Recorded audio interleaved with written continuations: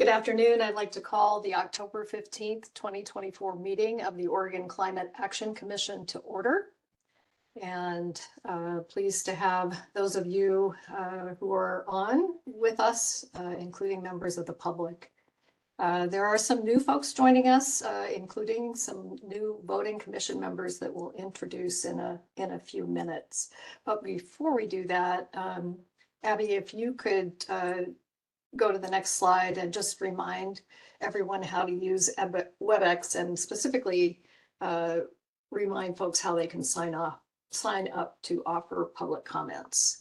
We'll be taking public comments at about 2:10, more or less.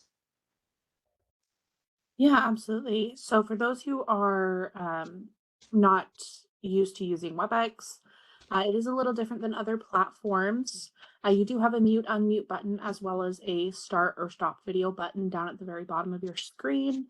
You should have a little face or a little hand that would allow you to raise your hand. So for commissioners who want to provide comment, or for the public who want to provide public comment, when that comes up in the meeting, you can do so. There is also a chat option in the bottom right hand of your screen that you can open and put any comments that you would like in there. If you do want to sign up for public comment, you can raise your hand, or you can send me a chat through there and I'll take note of that. Thank you. And just a reminder to commission members, WebEx is a little slower at recognizing people that raise their hand than some of the other platforms are. So if and we've got a lot of people who are as panelists. So if for some reason I don't call on you right away, you're welcome to just jump in and ask a question or make a comment while your hand catches up to our work. So that's just kind of an instructions. I wanted to ask Alan to give us an update on recruitment of our new climate staff at Odo. Sure. Thank you, Chair McDonald. To refresh people's memory, and for the new folks, we had 3 new positions that we were hiring for. One in the climate action aspects. We break the climate section into climate action and national working lands. So we had a research analyst, Tori Leahy, who just started October 7th. So she's brand new, working her way through all the trainings and stuff. So she's joined the team. And then on Monday, October 28th, we will have the National Working Lands team start. And that is the research analyst, Jason Sauer, and the policy analyst, Liz Ruther, will both be starting on the 28th. So they'll be getting up to speed, and all 3 of those people, along with Amy and Jeff, have this tremendous amount of work to accomplish by the end of 2025. So got a pretty big work plan ahead of them with a lot of work to do. Great. Thank you, Alan. Are there any other commissioners, agency directors that would like to give us an update?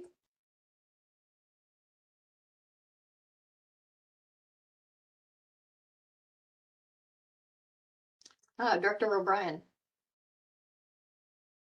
Thank you, Madam Chair. Just wanted to share, I think there'll be more detail in the reports later in the program, but we did finish at OWEB our kind of survey of demand and interest in the natural and working lands funding that we've been working to get out the door, and appreciate everybody's support. I just wanted to say thanks for helping us get the word out. We reached a wide diversity of organizations, and we're really excited about the response. So thanks to everybody that helped us get the news out there on that effort to map out demand. Thank you, Director O'Brien. Are there updates from commission members?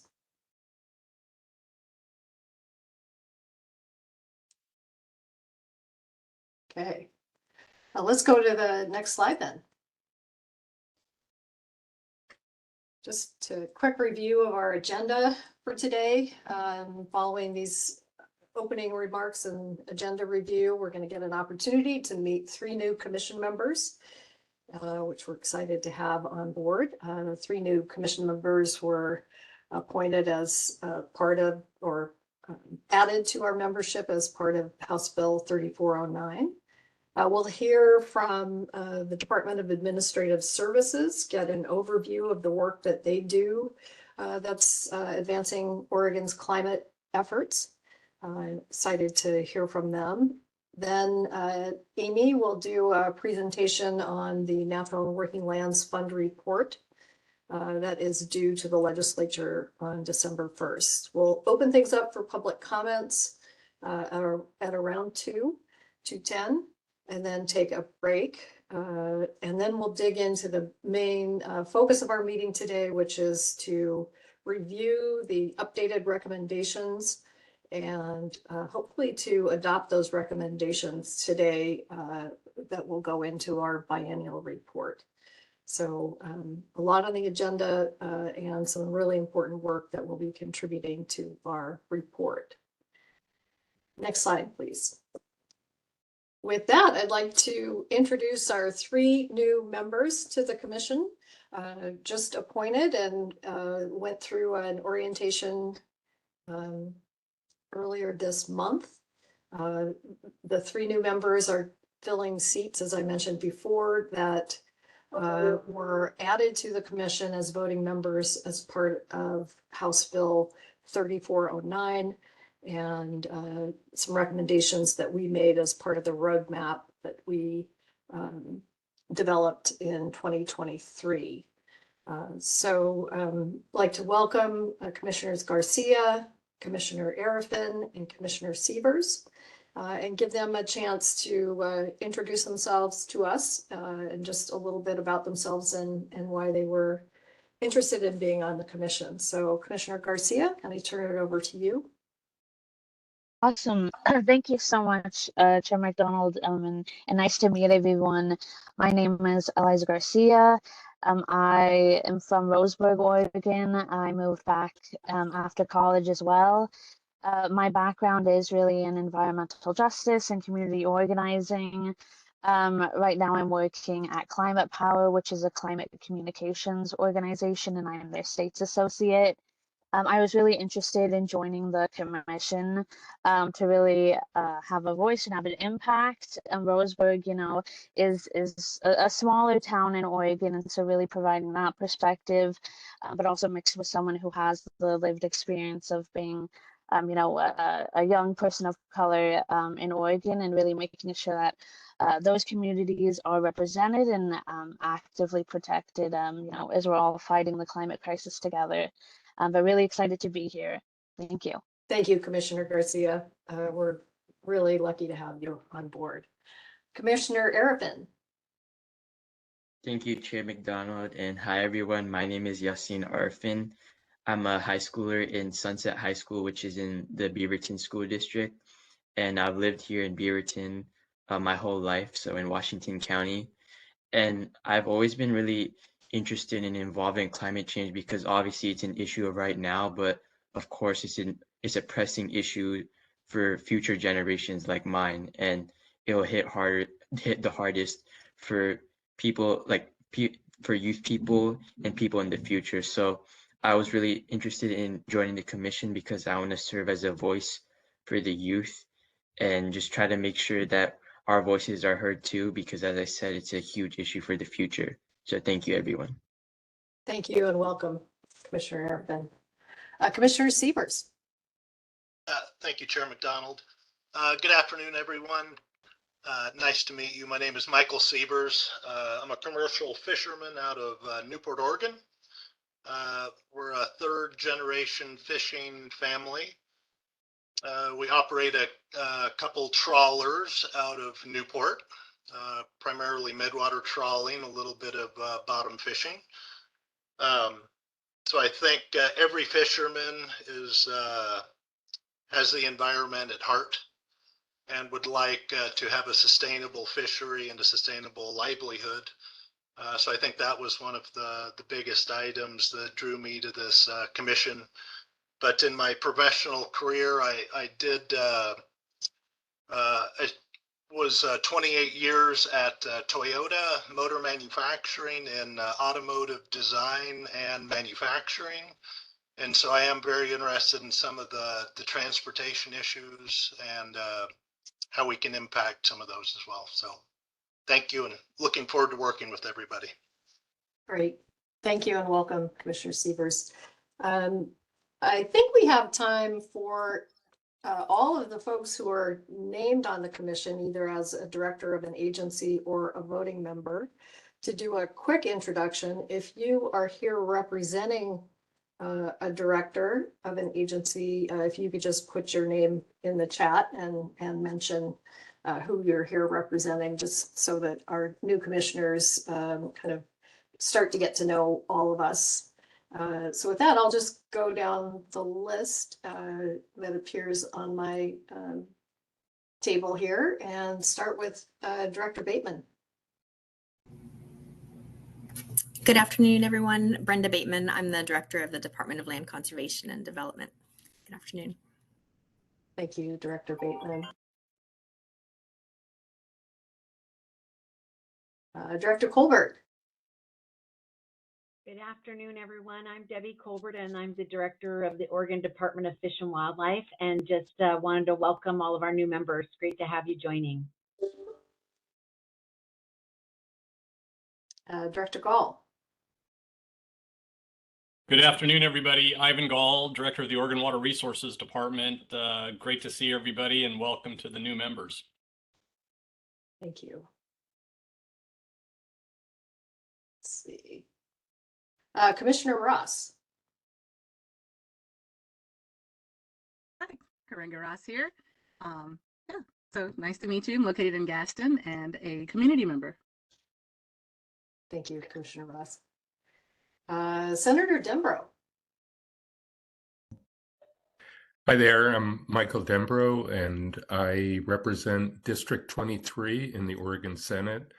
I'm also the co-chair of our Joint Ways and Means Committee, Subcommittee on Natural Resources, and a proud member of this commission.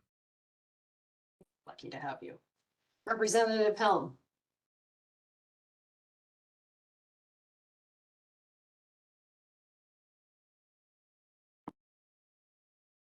Representative Helm, it looks like you're on mute.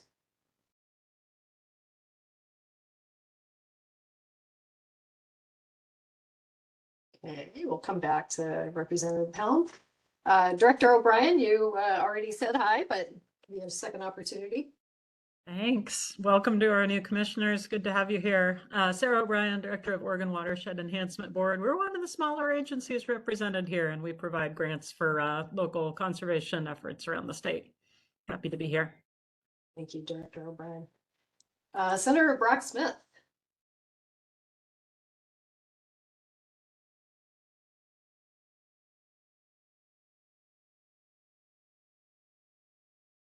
You are also on mute. You might have to come back to, oh, there you are. Can you hear me now? We can.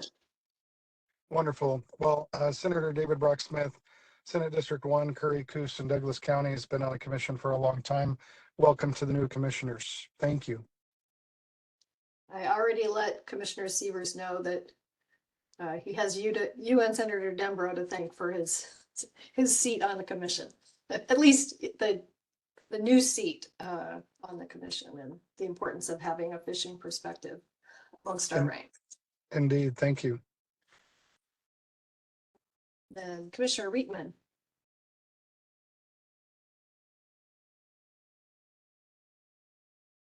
Cattle and timber in Eastern Oregon, and welcome to the new members. Thank you, Commissioner Reitman. We have a couple of commission members, voting commission members that will be joining us a little later in the meeting, Commissioner Apter and Commissioner Jackson. And when they arrive, we will take a quick break for them to introduce themselves. Well, we are very fortunate to have 3 new members and excited to get the new perspectives that will be adding to the depth of the work that we do and our ability to represent a broad swath of Oregonians as we think about how we develop policy recommendations and program recommendations. Is Dave Wortman with us? Looks like not yet. Is he Donald, maybe? this is Jeff Crook. I just got word that Dave will be here shortly. So if we could switch the agenda items, that would be helpful for DAS. Oh, it looks like Dave is showing up at least As we speak, huh? as an attendee. So there he goes. So I think perfect timing. Oh, great timing. Thank you. We'll let. All right, can you folks hear me? We can. Perfect timing, Dave. Thank you. So one of the things that we've been doing with the new agencies that have been added to the commission since January as part of House Bill 3409, kind of the modernization of the commission.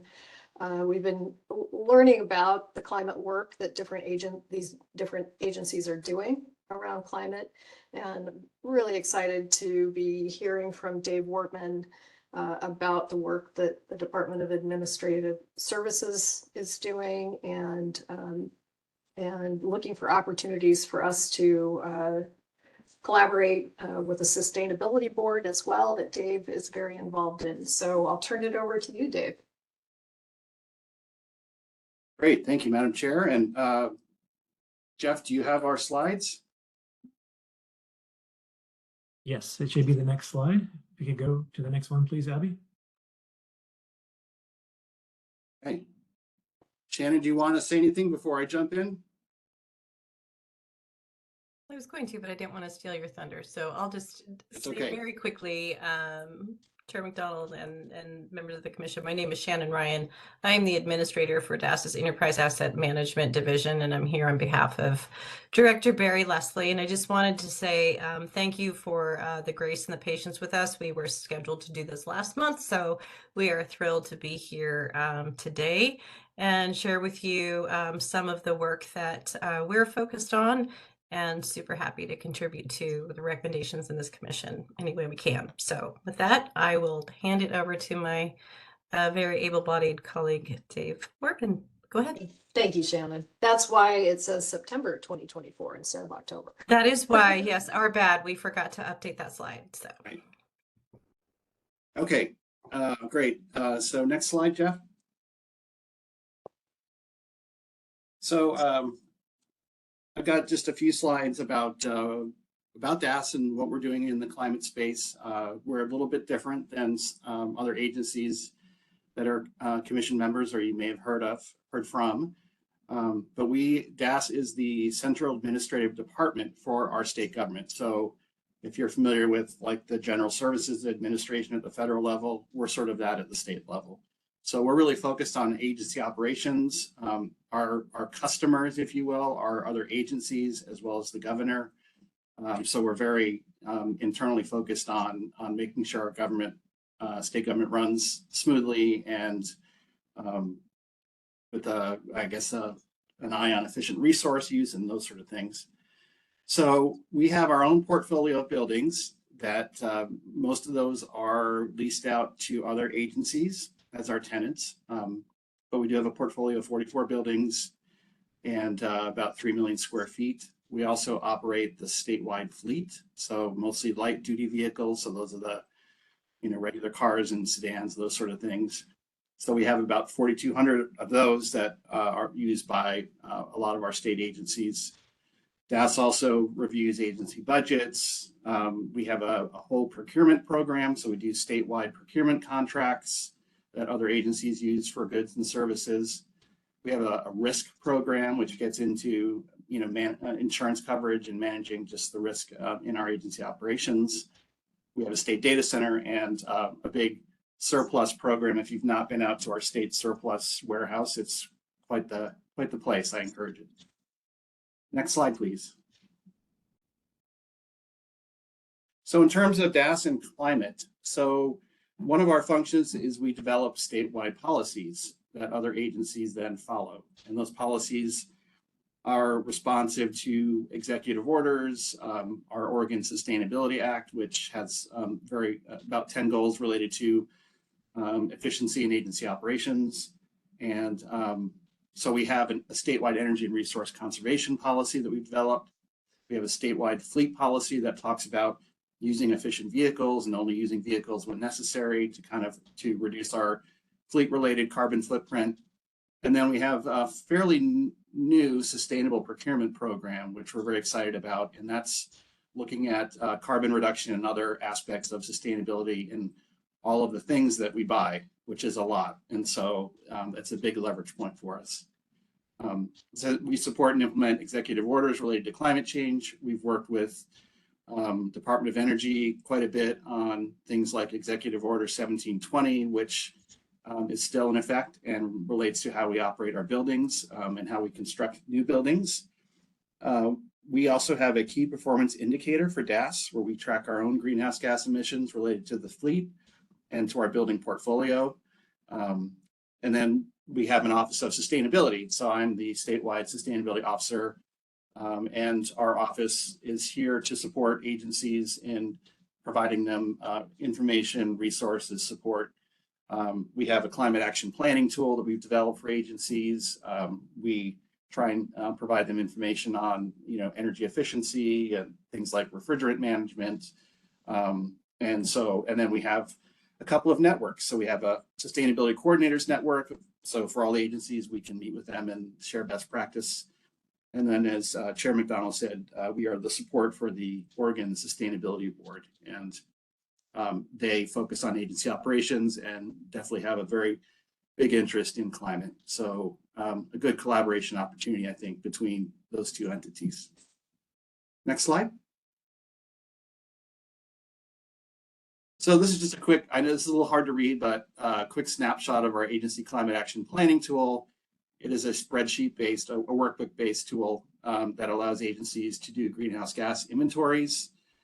They can look at their scope 1, 2, and 3 emissions. So that's everything from their natural gas use to their fleet, electricity use, refrigerants, commuting. Even there's a tab on procurement as well.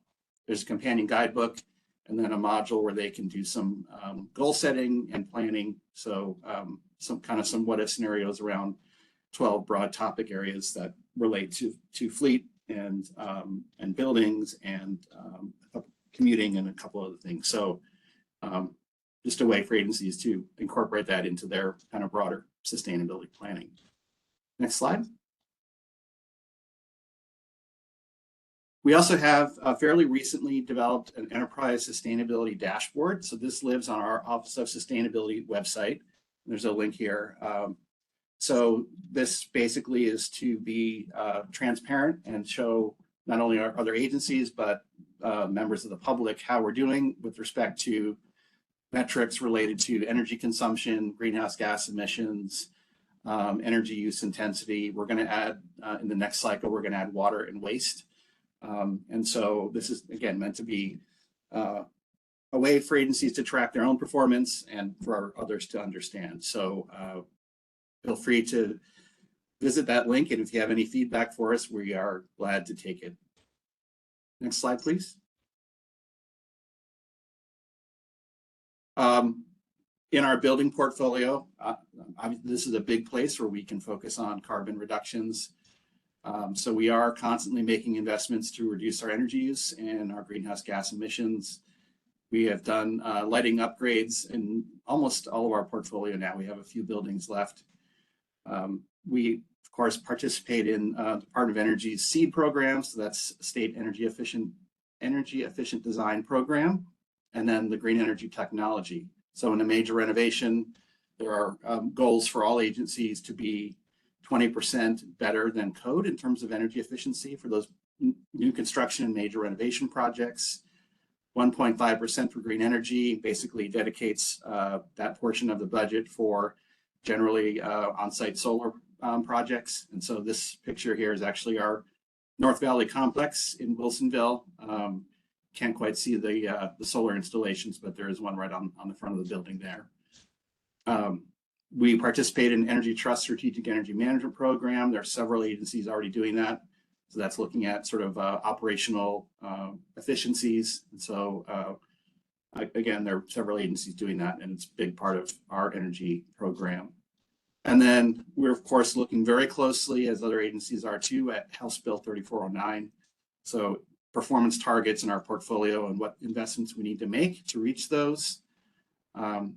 We are also directed DASs to provide resources for agencies so they can track greenhouse gases from their building equipment and look at the useful life of that equipment. And then we are also in the early stages of developing sustainable design guidelines for new construction and renovations, not only in our portfolio, but for all agencies. And that, again, comes out of HB 3409. Next slide. In terms of our fleet, we are fully underway on electrification efforts. That is directed by legislation. We are also installing EV infrastructure actively. So we're just in the process of wrapping up a project to install 250 or so level 2 chargers at state parking facilities. By statute, 100% of all of our new purchases of vehicles from 2025 on have to be zero emission vehicles unless they're not available or not feasible for that function. But definitely a focus on acquiring more of those ZEVs. We're about to do a statewide price agreement for EV charging infrastructure and services that will be available to all agencies to use. And our fleet manager will be the first to say that supply chain has been a big challenge in electrifying our fleet, as well as just ongoing funding challenges. Slide, please. I mentioned sustainable procurement. So in our sustainable procurement program, we've adopted a statewide policy that addresses reducing carbon footprints in procurement of goods and services.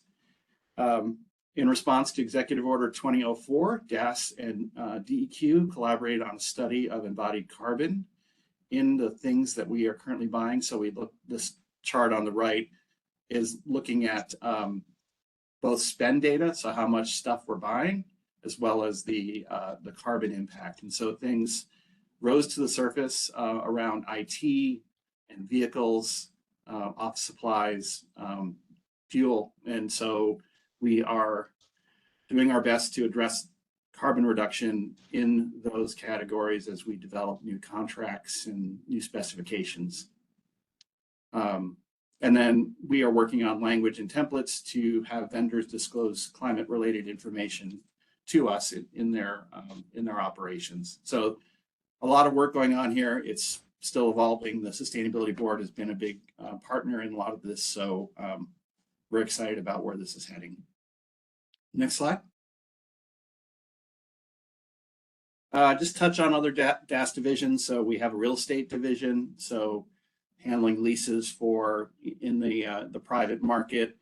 We are prioritizing energy efficiency in those siting decisions. Of course, what we're doing now is we're actually really consolidating a lot of agencies that have been in the private lease market into state buildings. So we're kind of trying to optimize our space with the new hybrid work environment. We have a statewide space planning policy and companion guidelines that address climate and sustainability. Again, that's guidance for agencies in terms of the post-COVID workforce and hybrid work environment. How do we utilize our spaces efficiently, and how do we integrate climate and sustainability as we make those decisions and kind of reconfigure the interiors of our buildings. And then I mentioned risk management, incorporating climate risk into the decision-making around insurance and liability and those things. Next slide. So intersections with the Climate Action Commission's 2030 roadmap. A lot of the challenges that the roadmap identifies do apply to state agency operations as well. Certainly a lot of parallels there in terms of decarbonizing our building portfolio and fleet electrification and providing EV infrastructure. So a lot of that resonates with us in operations. leveraging funding for agency operations. That was another theme we took out of the roadmap, and we're always looking for opportunities to not only get funding, but leverage funding that is maybe coming from Inflation Reduction Act or other areas. And then recommendations for governance and accountability. I think our enterprise roadmap is really meant to be an accountability, a way for us to be accountable. And I think just the ongoing review of agency performance before the Sustainability Board, again, is meant to be around accountability and addressing some of the governance. So next slide, please. We're getting near the end here. So challenges, securing funding for investments in building energy efficiency. This is not just going to be DAS, but all our agencies who are subject to HB 3409. And so we're all going to be looking for ways to do that. And, I think there are going to be hopefully some creative funding mechanisms that we can be looking at for that. Same thing with the fleet, securing that funding for converting our fleet electrification and installing the infrastructure. I think we realize there are a lot of very pressing issues that agencies are facing.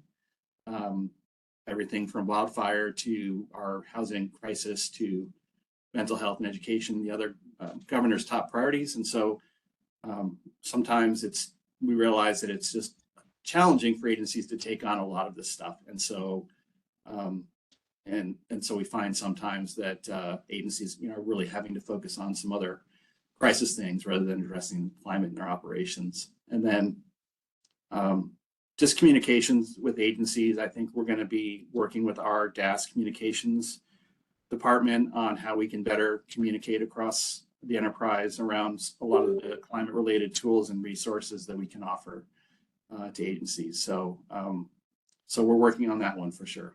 And I think that might be my last slide. Can you advance one more? Yes. So that's all I have. Thank you for listening, and happy to answer any questions.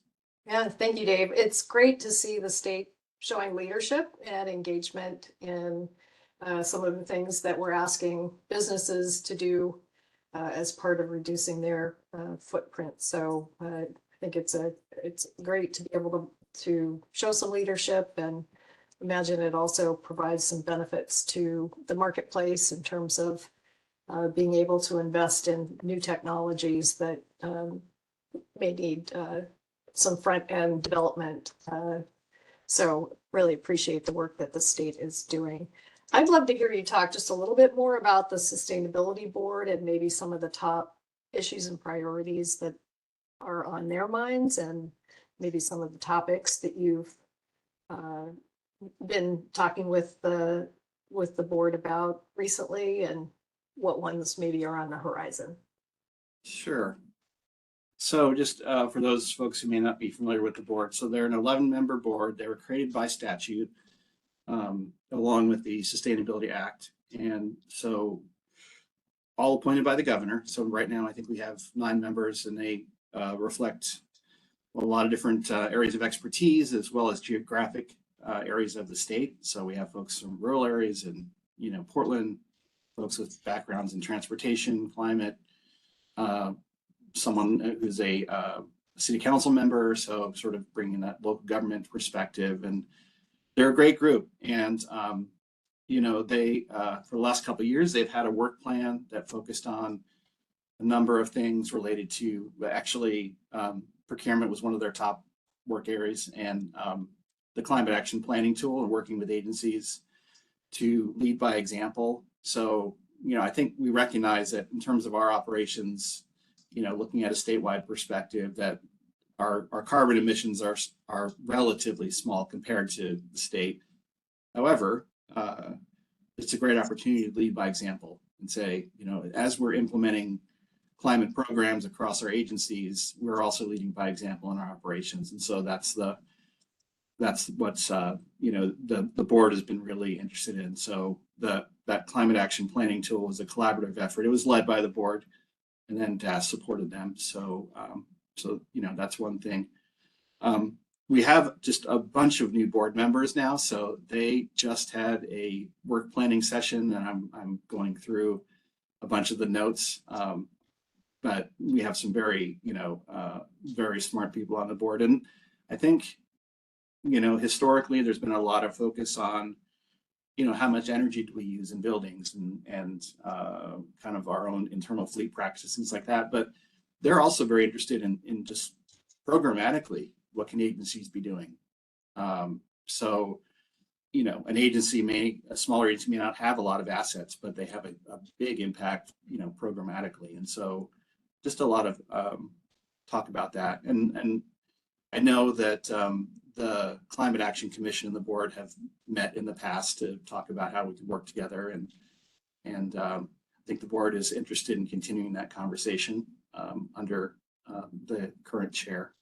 So yeah, stay tuned. And I am in constant regular contact with Jeff, and I hope to continue that so that we can keep each other up to date on what's happening in our respective boards and commissions and find ways to collaborate. Great. Thank you, Dave. Other questions? I saw Senator Dembro's hand was up. Yeah, thanks, Chair. Dave, I want to echo Kathy's comment of thanking you for the leadership of DAS. It's very encouraging, and I look forward to sharing what you're doing with some of my colleagues around the country. I think Oregon is really stepping up. I'm really pleased to see that. And I'm also really happy to see all the focus on leveraging, because we all love to see leveraging as much as possible. That's been a real theme of this commission and the legislature and the governor. And, one of the potential resources from the Inflation Reduction Act that I've become aware of recently is the direct pay provision, which it's very encouraging. And I'm wondering if you've been looking into that. You nodded your head, so you're obviously familiar with it.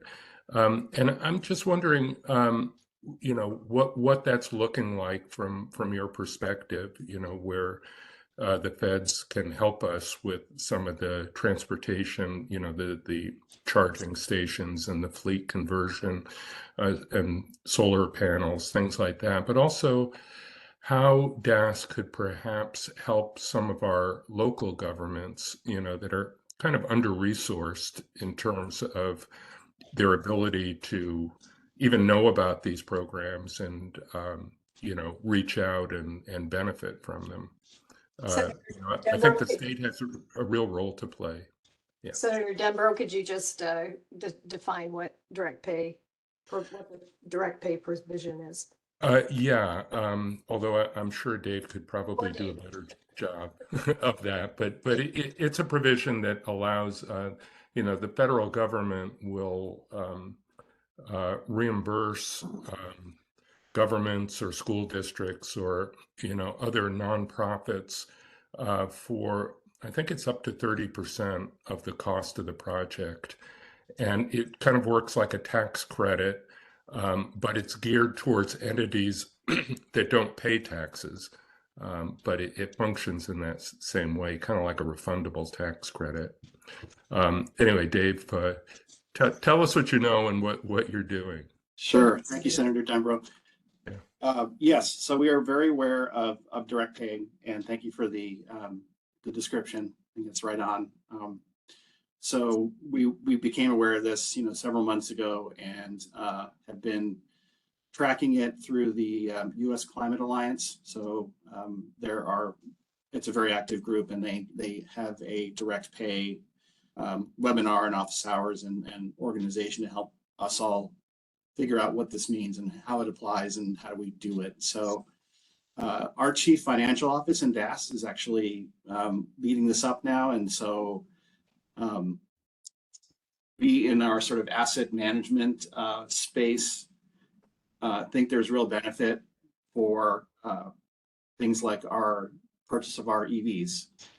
The chargers have to, basically, I think for the charging infrastructure, you get the credit if it's in, if those are in underserved areas. So In terms of our statewide fleet, for example, we're installing a bunch of chargers out of our fleet management facility, and that wouldn't necessarily qualify for that, but definitely the vehicles.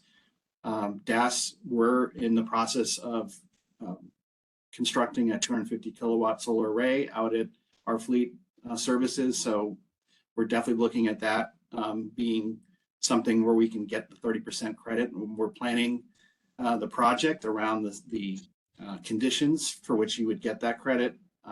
So we're still sorting it out. I don't know if we're going to be applying for this tax year, but I think certainly next year.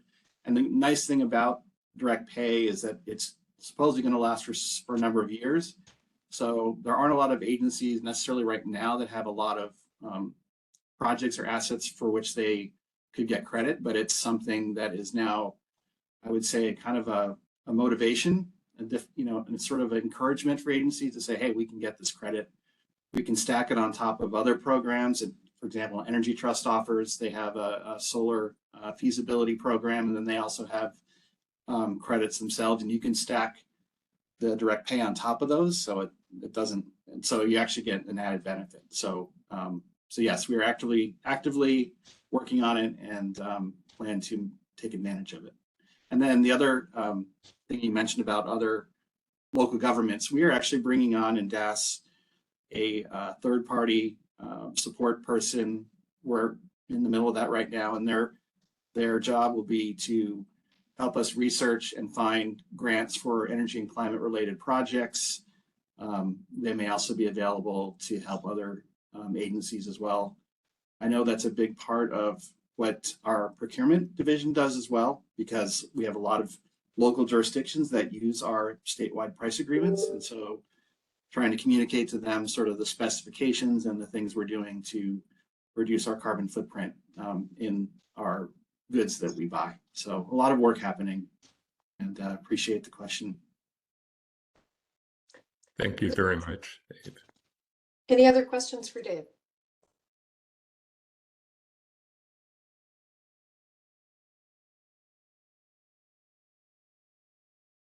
Great.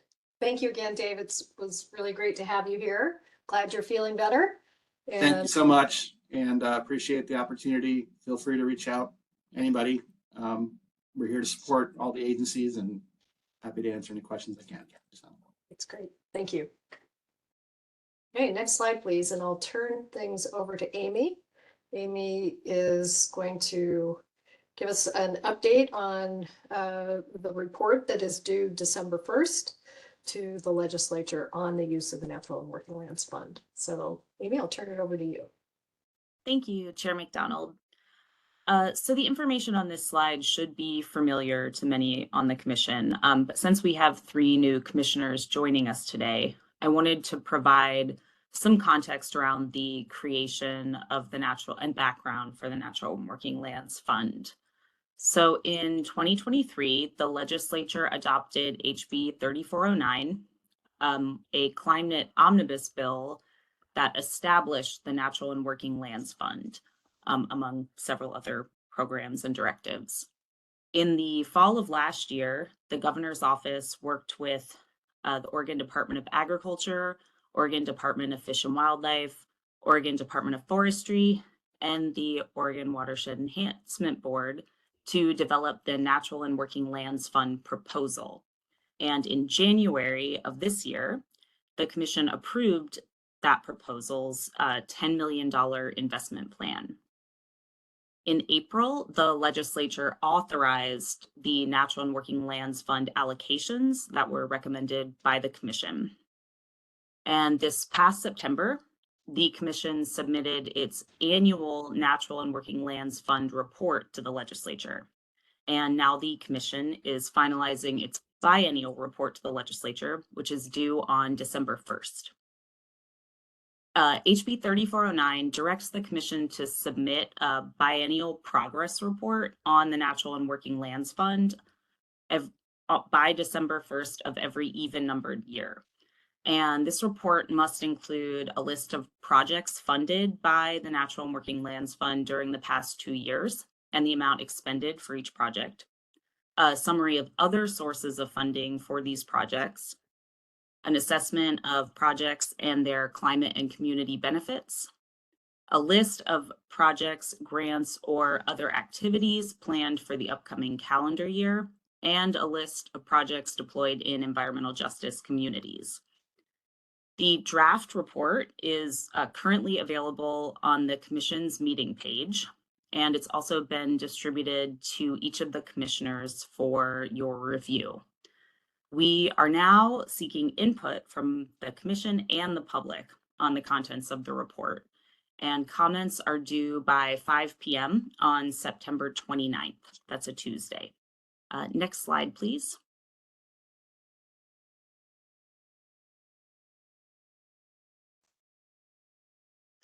Thank you.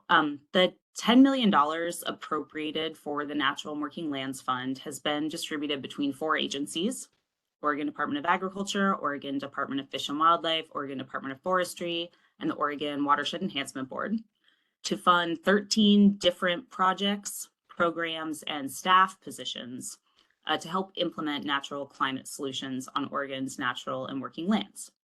Funded projects and their Natural and Working Land Fund awards are listed on this table. This investment package distributes funds across all categories of natural and working lands. It funds a combination of on-the-ground projects, technical assistance, and incentives, as well as program development. It prioritizes investments that benefit environmental justice communities and tribes, and it aims to maximize opportunities to leverage additional funds from federal and other sources. The other funds are listed in the column to the far right. As you can see, several of the programs funded by the Natural and Working Lands Fund have successfully leveraged their state funding into much larger amounts of funding from other sources, primarily federal sources, but also some state and private funding sources as well. Next slide, please. Thank you. Given that the Natural and Working Land Fund allocations weren't distributed to the agencies until the second quarter of this year, much of the work that's been conducted in 2024 has largely centered around planning and developing funded projects and programs. 2025 will be more focused on implementation. The draft report summarizes the implementation activities each agency has planned for the next year, which include hiring new positions, providing financial and technical assistance to support natural climate solutions, creating action plans and needs assessments, and gathering information and data to understand project outcomes, engaging with landowners and communities through working groups, listening sessions, and outreach activities, implementing projects on the landscape, and continuing fundraising efforts. Next slide.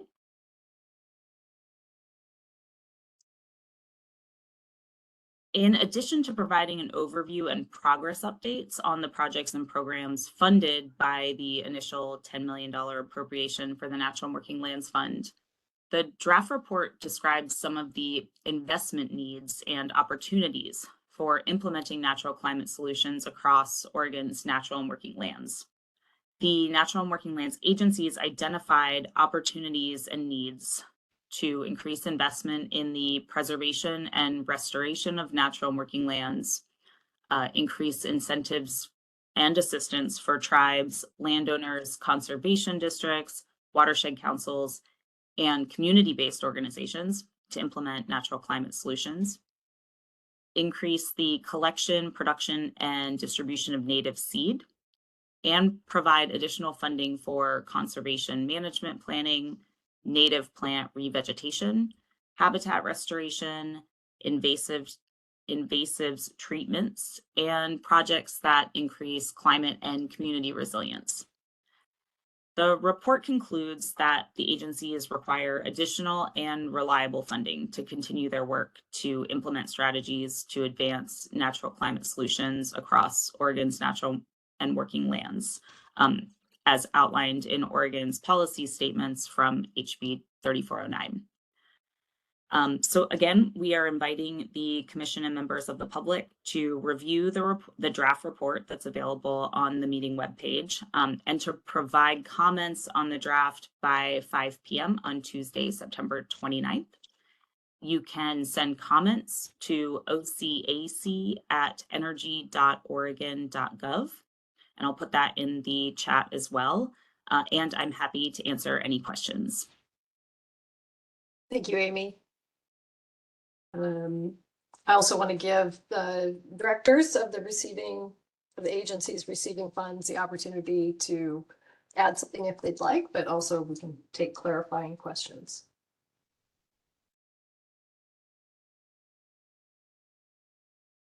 Or comments.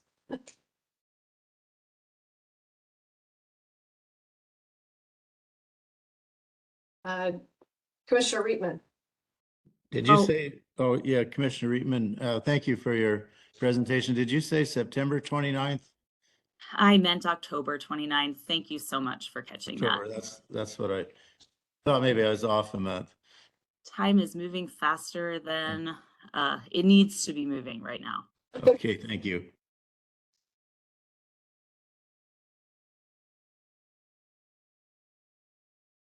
I will say comments are welcome, and those comments will be summarized and included in the report as directed by House Bill 3409. So really encourage folks to submit comments. This legislation, or this part of the 3409 and the establishment of this fund, had really diverse support across Oregon. And there was really a lot of interest in having a fund like this. So love to get input from that diverse group. I see that some of the folks that were especially involved in encouraging the establishment of this fund are on with us today, and just encourage those folks to provide comments so that we can get your thoughts as part of how we've been implementing this.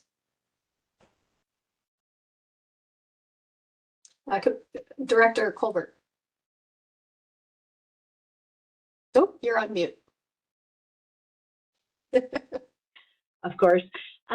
Just wanted to thank Amy and all of the folks that put this report together. I think it turned out very nice. Looking forward to hearing any comments that folks have on it. But as I looked at it, and just thinking back when we were kind of working across the agencies to put this portfolio approach together, I think it's working out for us in a good way that we anticipated. You know, some of these things farther along than others.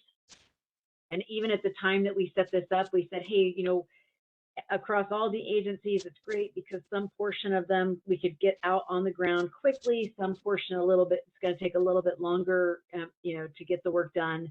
And I think it shows up in the report, that kind of mix of some early actions and then the longer term work that is continuing. So just, I think folks did a really nice job on the report.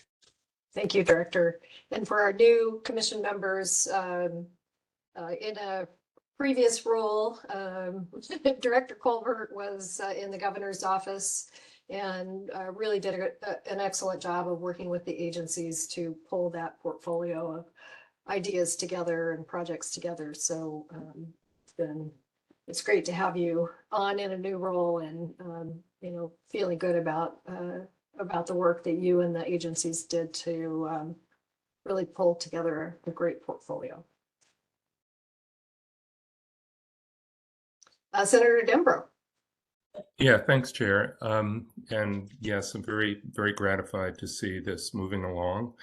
I will say I did submit a placeholder bill related to natural and working lands in case, you know, as a result of the comment and people's thoughts, there are any process improvements that could be made, you know, as well as obviously funding getting funding renewed for this. Anyway, if anybody has thoughts about potential changes, potential improvements, please do include those in the public comment or reach out to me directly, and we'll make sure that it gets into the proposed legislation. Thank you, Senator Dembro. Okay. So now we are not seeing any more hands raised. So with that, we will go to our public comment period. And just a reminder, you can raise your hand to show us that you want to provide public comment at this time. And Abby will unmute you and we will be able to hear you. Abby, do we have anybody in the queue?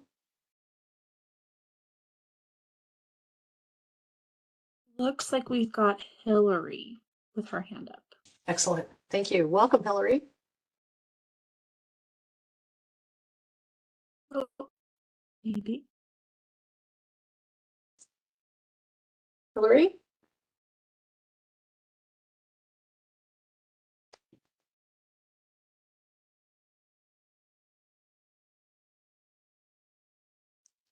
We can't hear you yet.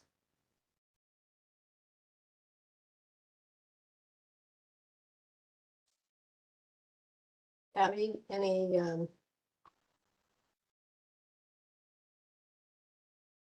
It's not letting me unmute. oh, she doesn't look like Oh. she's It might be a connection issue if it's not allowing me to unmute.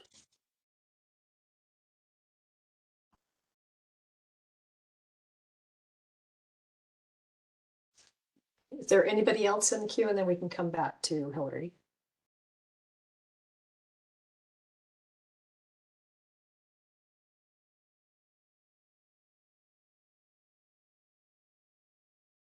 I'm not seeing anybody else. Okay. Well, perhaps, I don't know if there's any way for you to reach out to Hillary. We can take our break early, come back in 10 minutes and then see if we can get Hillary on deck and then move into our next agenda item.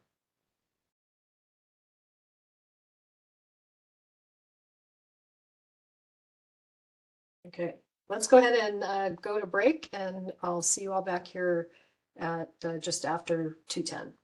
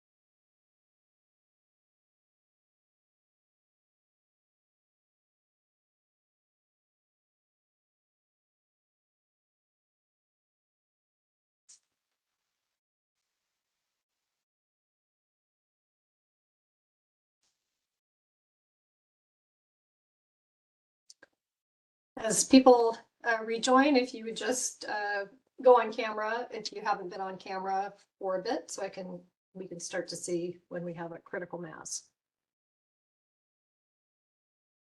to get started again.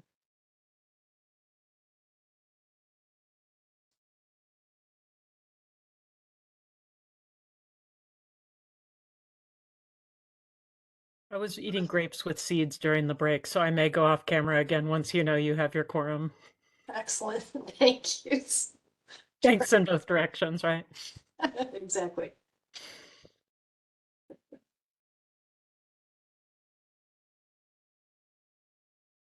Reminds me, I need to go out and pick my grapes with seeds.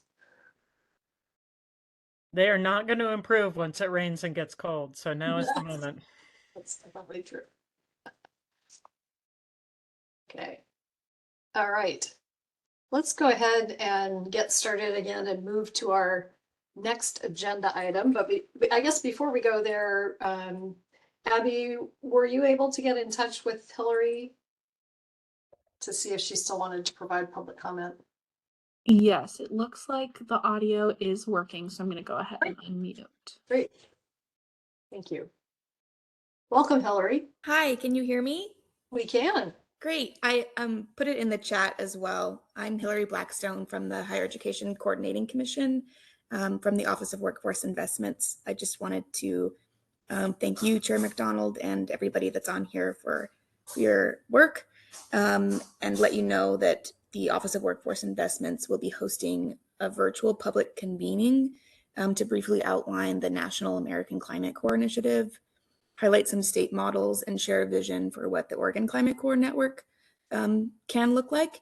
So I will be sharing that invitation with you all. If you're able to attend, that would be lovely. This is going to be the first of many meetings, and like I said, open to the public and meant to be a convening to bring people together to be more aware of each other's climate engagement and efforts. Thank you, Hillary. And as we discussed a month or so ago, we are very interested in workforce, and we'll be doing a workforce study starting soon, very shortly, as our staff get on board, and look forward to the opportunity to make sure we're well coordinated with your office. And if you just maybe drop the if you know when the meeting is, go ahead and drop that in the chat. Sure. That'd be great. Can do. Thank you so much. And how would members of the public, if they needed to reach out, how would they find out about this?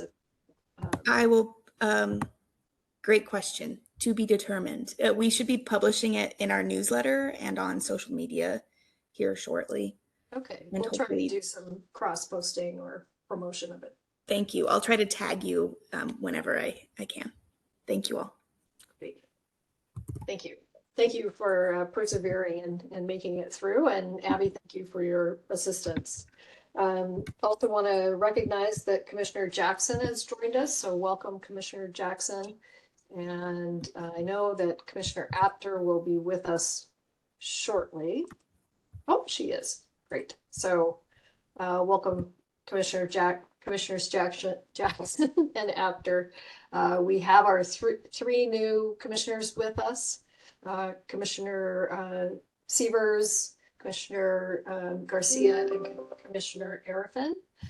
So they were able to introduce themselves earlier today, but if you would just maybe introduce yourselves for their benefit and who you're with and why you're on the commission, that'd be great. Commissioner Jackson. Well, welcome aboard, new commissioners. Happy to have you on board. My name is Aurora Jackson, most commonly AJ, Commissioner Jackson here. I work with an engineering firm in transportation, WSP, here in Oregon. I've also worked for the Transit District in Eugene, Oregon, in Lane County. And I am here representing the transportation side. Excellent. Thank you, Commissioner Jackson. Commissioner Apter. Sure. Hi, welcome all. So excited to work with you. I'm Nora Apter. I I'm the Director of Programs with the Oregon Environmental Council, or OEC. We're a statewide environmental policy nonprofit. Our focus areas are climate, transportation, water, and environmental health. And I have served on the commission for, I think, about 2 or 3 years at this point, representing the environmental policy seat. So really great to have you all with us, and just looking forward to working together. Great. And both Commissioners Jackson and Apter also served on some committees this last year. They were both on the committee that worked with DEQ on the consumption-based emissions inventory work, and also were on the recommendations committee that met in between our meetings and before our last meeting to help us pull together a set of recommendations. So really appreciate their service on those two committees. And we have identified an interest in having more committee work when there are issues that it would be helpful to have a smaller group kind of dig into and develop recommendations for our consideration, or help us frame out a topic that we think should be in front of the commission. So also welcome all members of the commission to opt into those opportunities when they come up, including our new members. So welcome, everyone. Great. With that, we can jump into our next agenda item, and this is the core of this meeting, which is to make additional progress on the recommendations we will be including in our biennial report to the legislature. And just a quick reminder, the biennial report is due December 1st. We are charged by the legislature, and this was our primary duty for many years. Our responsibilities have expanded over the years, but our primary duty at the onset of our commission work was to provide a report to the legislature that provided information about the impacts of climate change and the benefits of mitigation and adaptation, to report on the progress Oregon's making towards its sector-based greenhouse gas emission reduction goals, to kind of survey and provide information about emerging policy ideas and technological advances, and then to make recommendations to the legislature, as well as take stock of the work that has been done both by the commission and by other agencies to advance our climate work. So that's kind of what generally is included in our reports. Recommendations can be recommendations to the legislature. They can also be recommendations to agencies, governor's office, or to the business sector, or to citizens. So they can be kind of broad ranging. Generally speaking, they've been more focused on recommendations the legislature could pick up. Next slide, please. Process-wise, we started pulling together recommendations actually in late August, and we had a couple of meetings with the committee that helped us develop the recommendations, to pull together ideas, review input that we had gotten. We've reviewed those at our September 17th meeting and had an open public comment period until the 27th. We also received input from a number of agencies, and I want to thank those agencies for the input that was provided. It was very helpful. Today, we're going to be hopefully discussing and adopting a final draft set of recommendations that will feed into our overall report that will contain all of the rest of the information, and that will be delivered to the legislature on December 1st. So that's kind of the timeline and process that we've been on. I also want to just note, in addition to Commissioners Apter and Jackson, Commissioner Sheeran also was part of the committee that participated in developing the recommendations. We did reorganize the recommendations between our September meeting and the current meeting. And then we've also made some modifications and some additions to those recommendations. So that's what we will be going over today. We looked at the input that we got at our September meeting and tried to address that in the redraft of our recommendations. And I'll try and reference some of those specific points of input that we tried to address, but I'm sure I won't cover it all because the input that we got at our last meeting was very rich and really, I think, has helped make these recommendations stronger. In terms of what we are approving today, or what we hope to approve today, we're really going to be focusing in on kind of what I call the headline of the recommendation. Each of the recommendations or groups of recommendations also has a narrative. And I think we may do some continued editing and updating and approval of, or excuse me, improvements to some of the narratives to just build the case and the rationale for the recommendations. But today we'll focus mostly in on the headline, but also certainly welcome any thoughts people want to share about ways we could strengthen the narratives as well, kind of at a high level without getting into wordsmithing. Director Colbert, one of the things that you had asked for was more information on the rationale for the different objectives, and we did that in very brief order in the introduction to the recommendations section, but also have tried to add narrative information that hopefully will help address how we got to these recommendations, what was driving us to identify these recommendations at the time.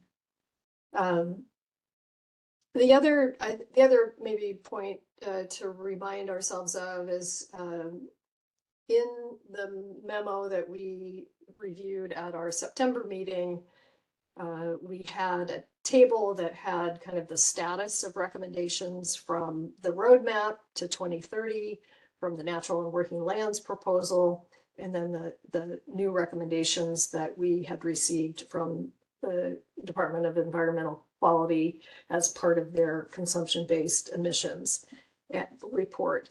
And so that was kind of a bit of a filter. So we really tried to look at items that either still needed some help, hadn't been started yet, but we also wanted to include things that we just thought were important to continue to emphasize as we go forward. So with that, I think we can just go to the next slide. And I mentioned that we reorganized these. They had been organized based on the source of the recommendation. So the roadmap to 2030, natural working lands proposal, and a consumption-based inventory report. We reorganized them into kind of a set of cross-cutting recommendations that are important, enabling conditions across the board, and then to existing programs and new programs. And I thought I would walk through all of this first and just highlight where some of the differences are and give a high-level summary of it. And then we can stop and come back, answer clarifying questions, but also get input on any additions, modifications, recommendations for removing a recommendation if that's if there are any of those. So I'll give it high level, and you certainly can interrupt me if you have a quick question that you really think is important for your kind of tracking as we go, but we will come back to this and walk through each of them. So the cross-cutting recommendations, there are 4 overarching recommendations. the first one has 5 elements, and that's focused on improving our goals for emission reduction. And it includes these 5 elements. The first element is consistent with a recommendation out of the roadmap that we thought would be important, which was to establish that it is the policy of the state to pursue climate action at a level and pace that is consistent with pathways to limit global warming to 1.5 degrees C. And that just kind of gives direction broadly about the ambition that the state has. And we thought that was an important enabling condition. So that's where recommendation A came from. Recommendation B is about the need to update our sector-based goals. Our sector-based goals that are currently in statute were established in 2007, 17 years ago, and they are currently not in line with the best available science. As part of the roadmap development, we reviewed the goals that have been set by nationally as well as by some of our neighboring states. We looked at information from the International Panel on Climate Change and a variety of other sources, and then looked at the results of the TIGR analysis that went into the roadmap.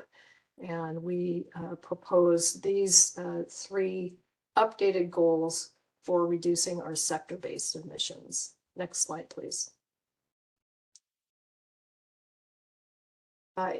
As a result of the great work that DEQ did to look at our consumption-based emissions, we recommend that the legislature establish a separate but complementary goal of reducing our consumption-based greenhouse gas goals for reducing emissions in that area. And in our September meeting, we did not have a specific recommendation, but in follow-up conversations that we had with DEQ and in the committee, we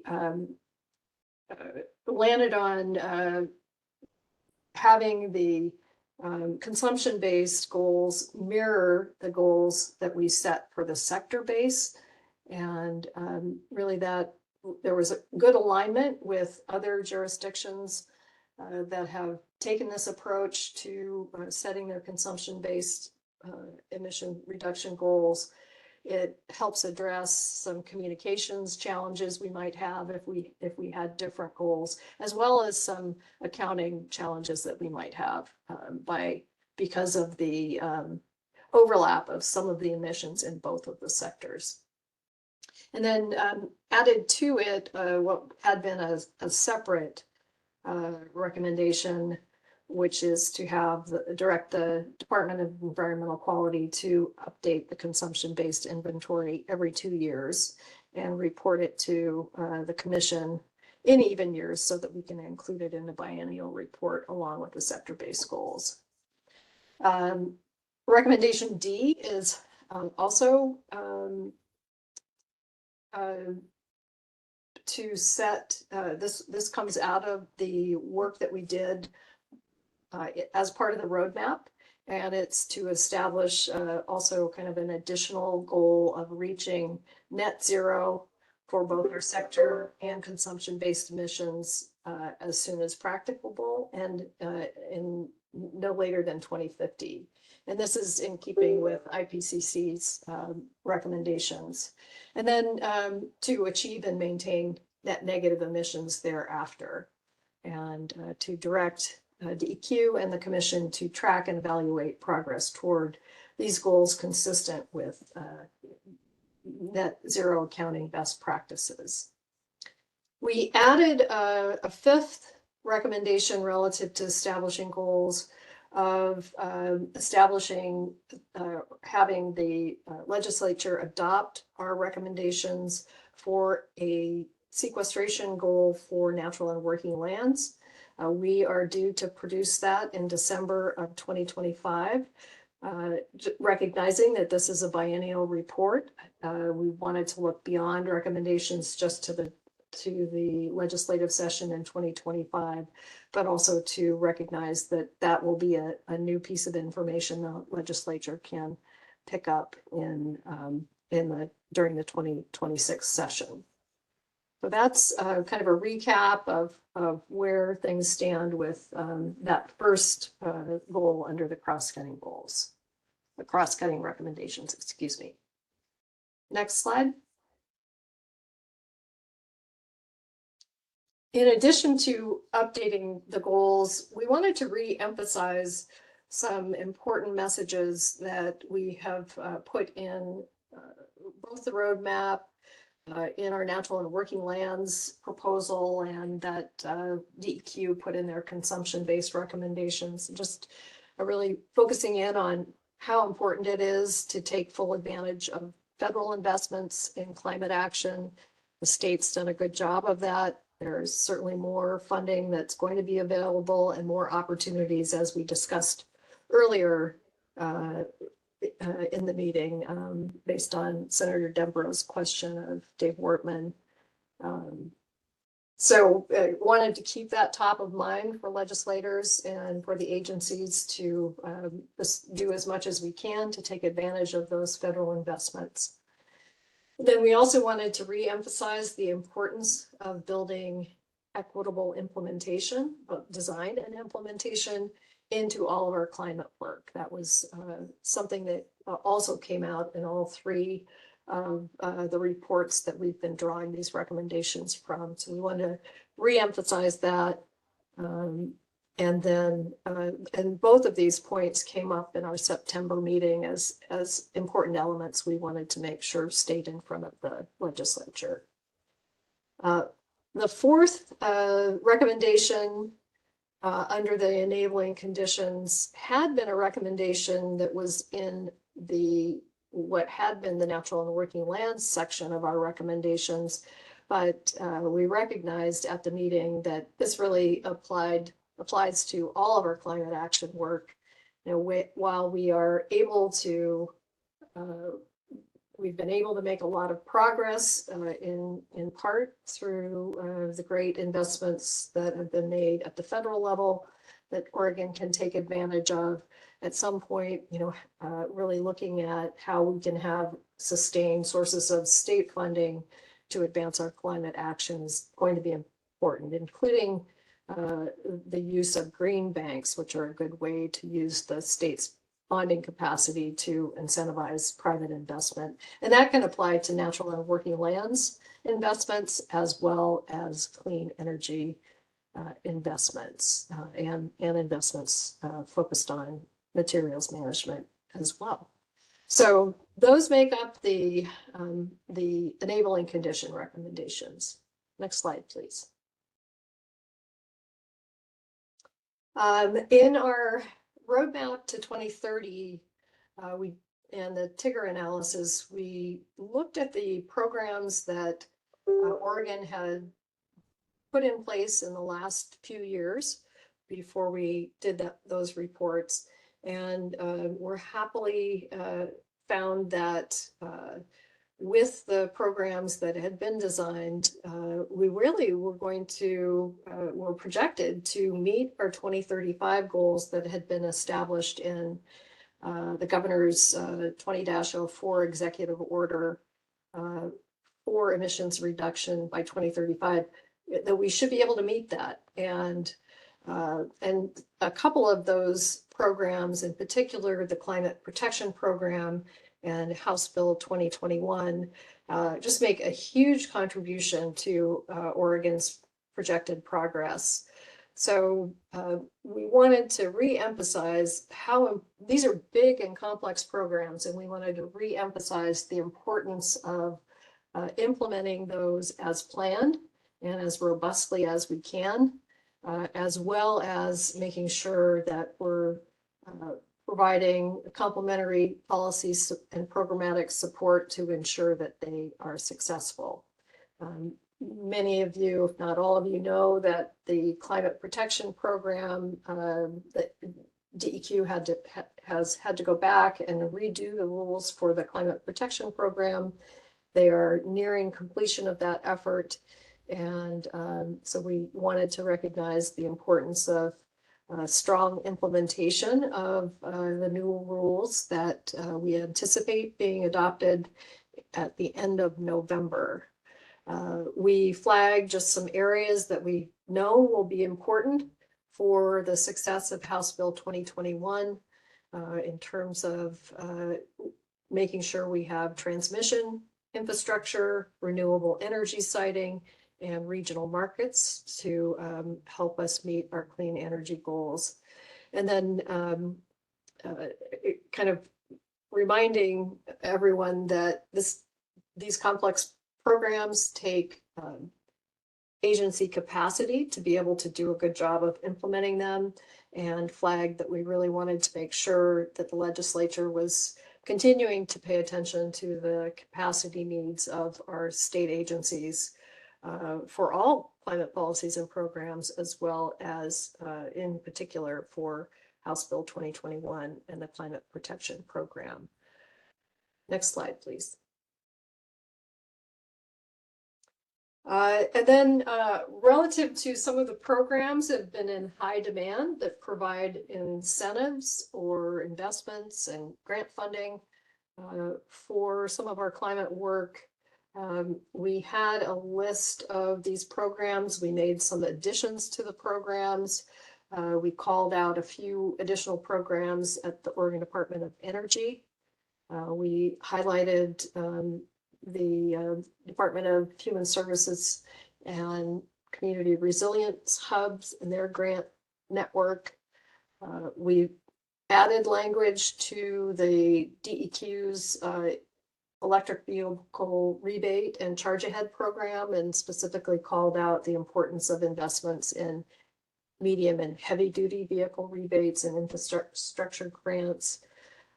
We added the Oregon Health Authority Healthy Homes program to our list of programs. It's a very important program from an equity perspective, so we wanted to make sure it was on the list. We also added DLCD's grant programs that go to local governments to help plan for climate-friendly and equitable communities. And then we moved 2 recommendations from the natural and working lands section into this section to highlight the need for continued funding for the Natural and Working Lands Fund and the Oregon Agricultural Heritage Program. And a number of the new programs that or changes in broadening the statement that we made came out of our discussion at the September meeting. Next slide. And then lastly, we wanted to flag some things that we know the legislature is going to be taking up in the next session, in particular transportation and housing. But we also wanted to flag food waste because it's such an important component. It's the second highest source of emissions in the consumption-based emissions. And I will say was corrected. It's actually not just the food waste, it's food consumption that makes up gives it that level of importance in the consumption base.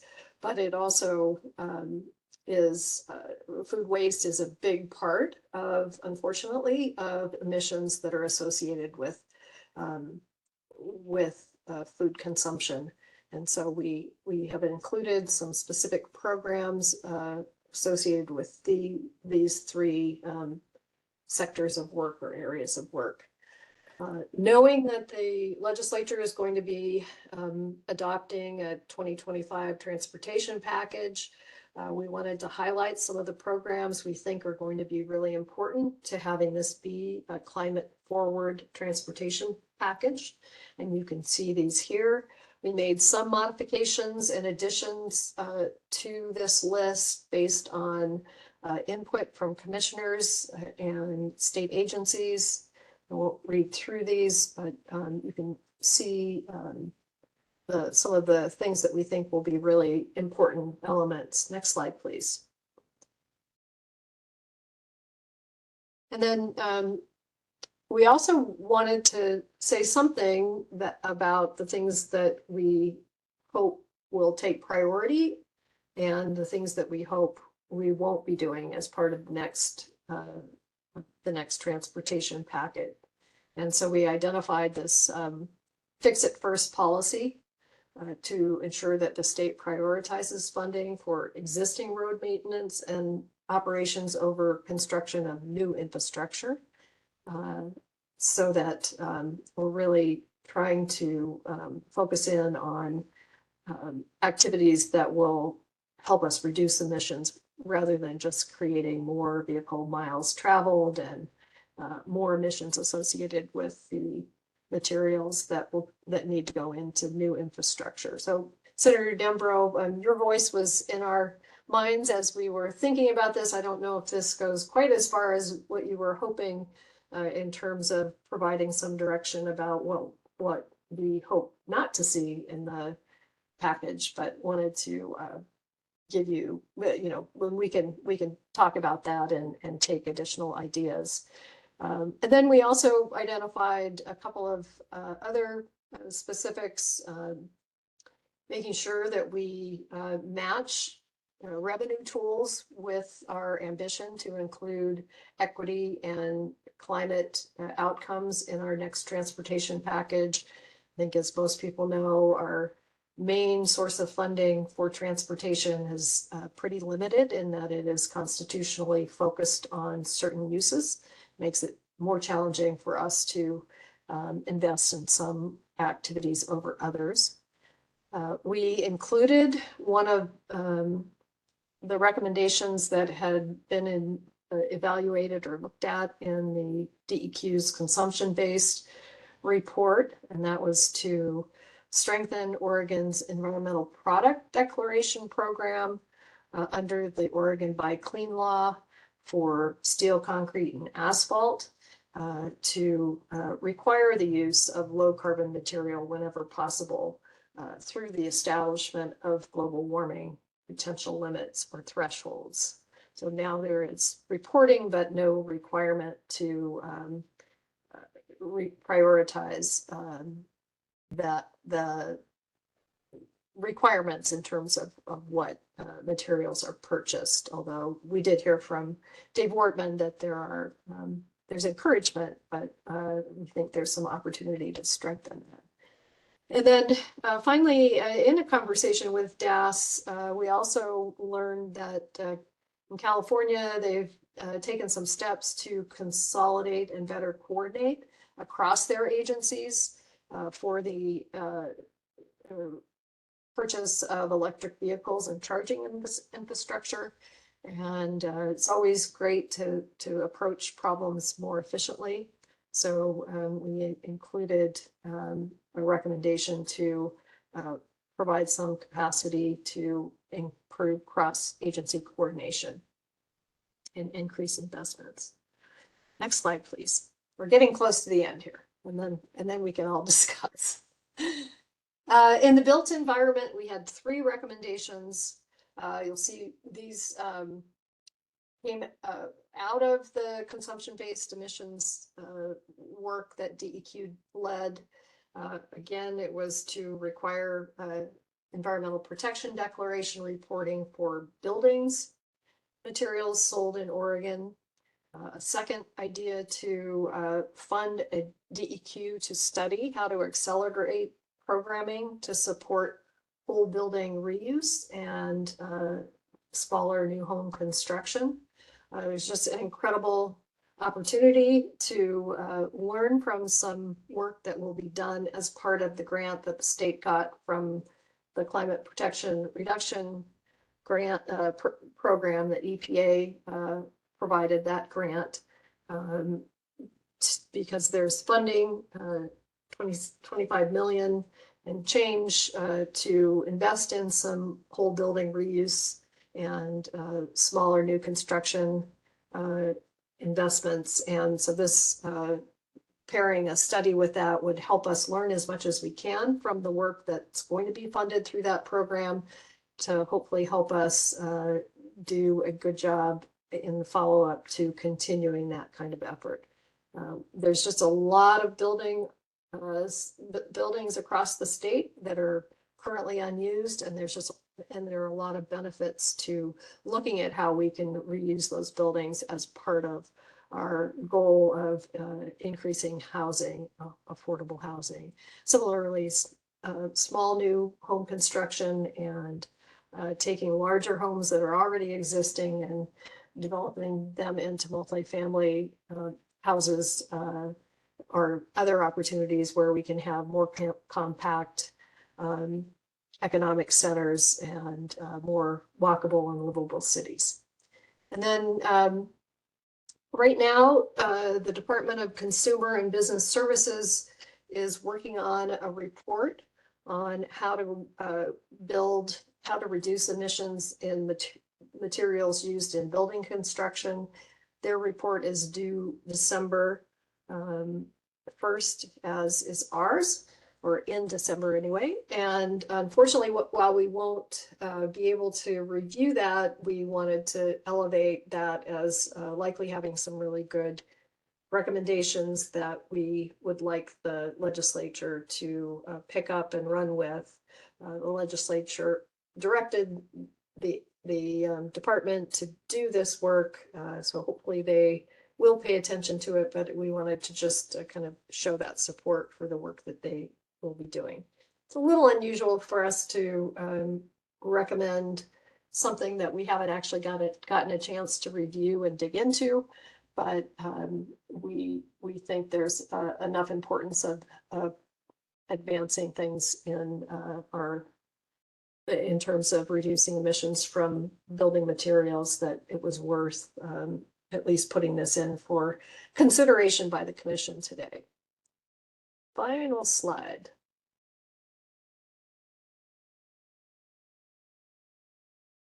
Next slide, please. And then finally, in the food waste area, we identified 3 things. This was also in conversation with DEQ. Right now, food labeling is very confusing, and a lot of people throw food out when they don't really need to because they don't think it's safe because of the use by, sell by labels that are confusing. So our neighbors to the south have adopted a new date labeling law and an education program. This is something we could look at adopting here in Oregon as well to help consumers reduce the food waste that they have in their homes. We also pulled in a recommendation DEQ had considered, which is to require producers of large amounts of food waste to track and report the amount of food waste that they have in their current efforts to reduce food waste, and also work that they're doing to help consumers reduce food waste through changes in packaging and other strategies.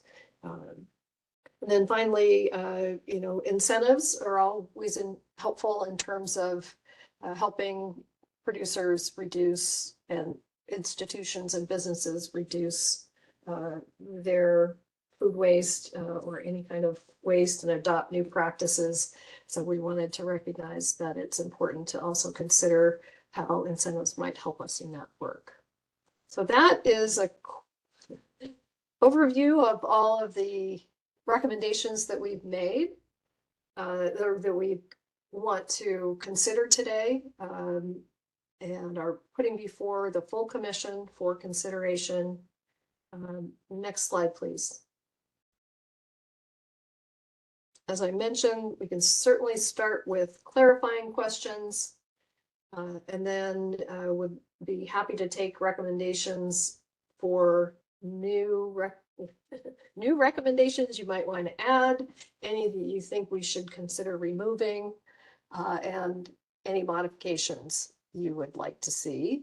And as I mentioned earlier, if there are some messages that you think we should convey in the narratives that accompany the recommendations, definitely interested in hearing that as well. So with that, I will stop and look for any questions people might have.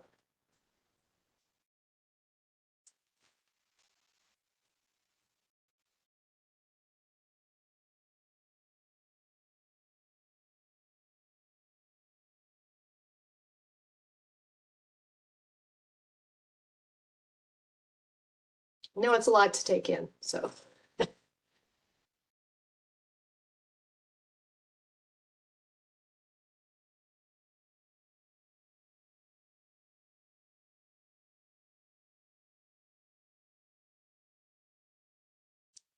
And if folks want me to go back up to the top, I'm happy to do that. Or if you just want to tell us which recommendation you'd like to take a closer look at.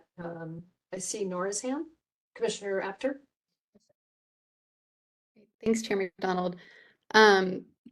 So, and we're taking this all at once, right? Kind of recommendations, questions. Yes, exactly. Yeah. Don't need to. And apologies if I missed this, maybe first a process question for potential changes to the recommendations. That's something we'll kind of consider in real time now, or is there, could you just remind me what that looks like? Yeah, I appreciate that. I'm not sure I covered it well at the beginning. We do hope to wrap up any changes, at least as the commission, or to make sure we have direction for the committee and staff as to how we might want to pursue wording something. So ideally, we would kind of update recommendations, modify them today and vote on all of them. But I think we can also identify, for example, a recommendation that we might say, this isn't quite the way we want it. We hope to change this recommendation to reflect X and Y, or consider programs that might do Z, just as an example. So I think whatever we can do on the fly today is great. But also I think we can give direction to staff to update, add a recommendation, as long as the commission is comfortable that we can't bring it back to the commission again before we need to send it off to the folks that need to put this into the report to the legislature. Great. Okay. Thank you for clarifying. Well, with that, one piece that I had brought up in our committee working on the report was just what I see as a need to add a few more policies beyond the consumption-based recommendations in the buildings sector.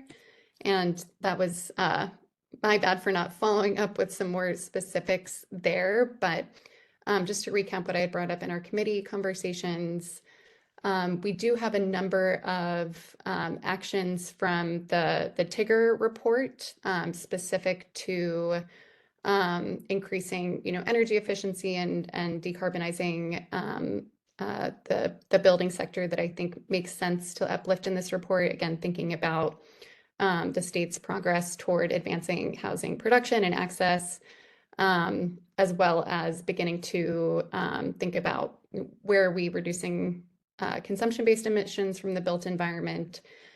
So I'm happy to follow through on that, but did want to raise it for conversation, just recognizing we had a number of those recommended activities from the TIGR list that are not currently reflected here. I'm not suggesting we uplift all of those, and some of them have already been acted on. So I think it's a matter of just kind of uplifting those that had demonstrated the greatest greenhouse gas emissions potential with co-benefits, and of course those that are not currently have not been adopted or not being implemented. Jeff, correct me if I'm wrong. Just want to follow up on this before I go to you, Commissioner Reitman. I think when we looked at at least the staff assessment of where those recommendations were, all of them were in a category of underway. So I don't think relative to the built environment, but correct me if I'm wrong on that, Jeff. Commissioner, Chair McDonald, that is correct. But that doesn't mean, to your other point, which was a good one, if there are some that could use additional investments or some strengthening, that we shouldn't include those. And I don't know if you had any in particular in mind that you wanted to flag for us. Jeff, I don't know how easily you can get to that, either to the list of the high impact Tigger actions, or to the table that has the status of the Tigger actions. But maybe you can work on that. And then I can go to Commissioner Reitman and come back, and then we can pick that up.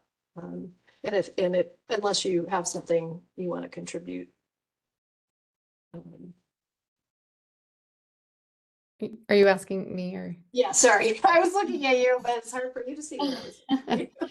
Sure. And maybe I'm happy to chat with Jeff offline as well. I think some of them, to your point around potentially, it's a matter of, additional investment or attention, were more higher level goals, not necessarily specific policies. So for example, 100% of existing residential homes retrofitted with heat pumps, those sort of actions from the list are what I had in mind. And I think it would make sense to get to a more policy focused recommendation, translating those goals into additional actions. So again, happy to chat with Jeff, and I'll let Commissioner Reitman chime in.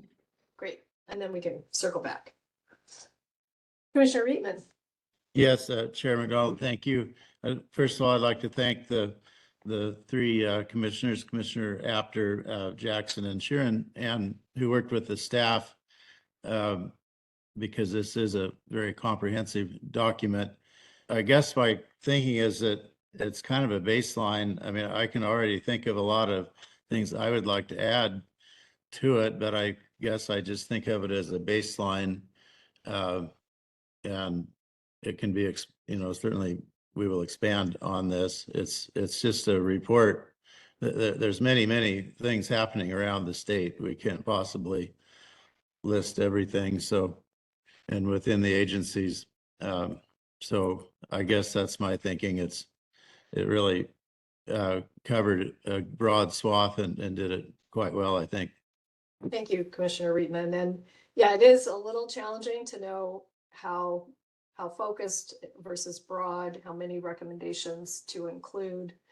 But I did want to mention that there were 3 areas in natural and working lands that we discussed at our last meeting for possible inclusion: the establishment of a blue ribbon committee to look particularly at options for increasing net sequestration in our forests,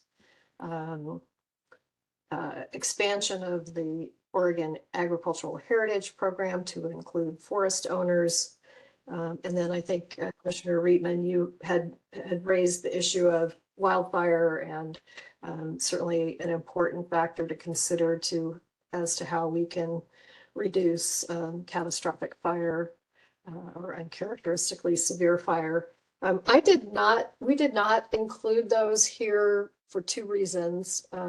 One, we have a lot of work in front of us as focused in on natural and working lands. We are about to establish a new Natural and Working Lands Advisory Committee, and I think that group will be well positioned to help us better design those efforts. So I think we can kind of keep those out of this set of recommendations to the legislature, this report, but I think it is really important to move ahead our work in those three areas and think about incentives that we can use to help forest landowners adopt climate smart practices similar to the Ag Heritage Program, or as part of that, if that group thinks that that's appropriate, as well as to consider what a blue ribbon commission might look like and what follow-on work might look like relative to wildfire. So those are, I had meant to just mention that those were things that we talked about in September, but we didn't end up adding to this list of recommendations. Thank you.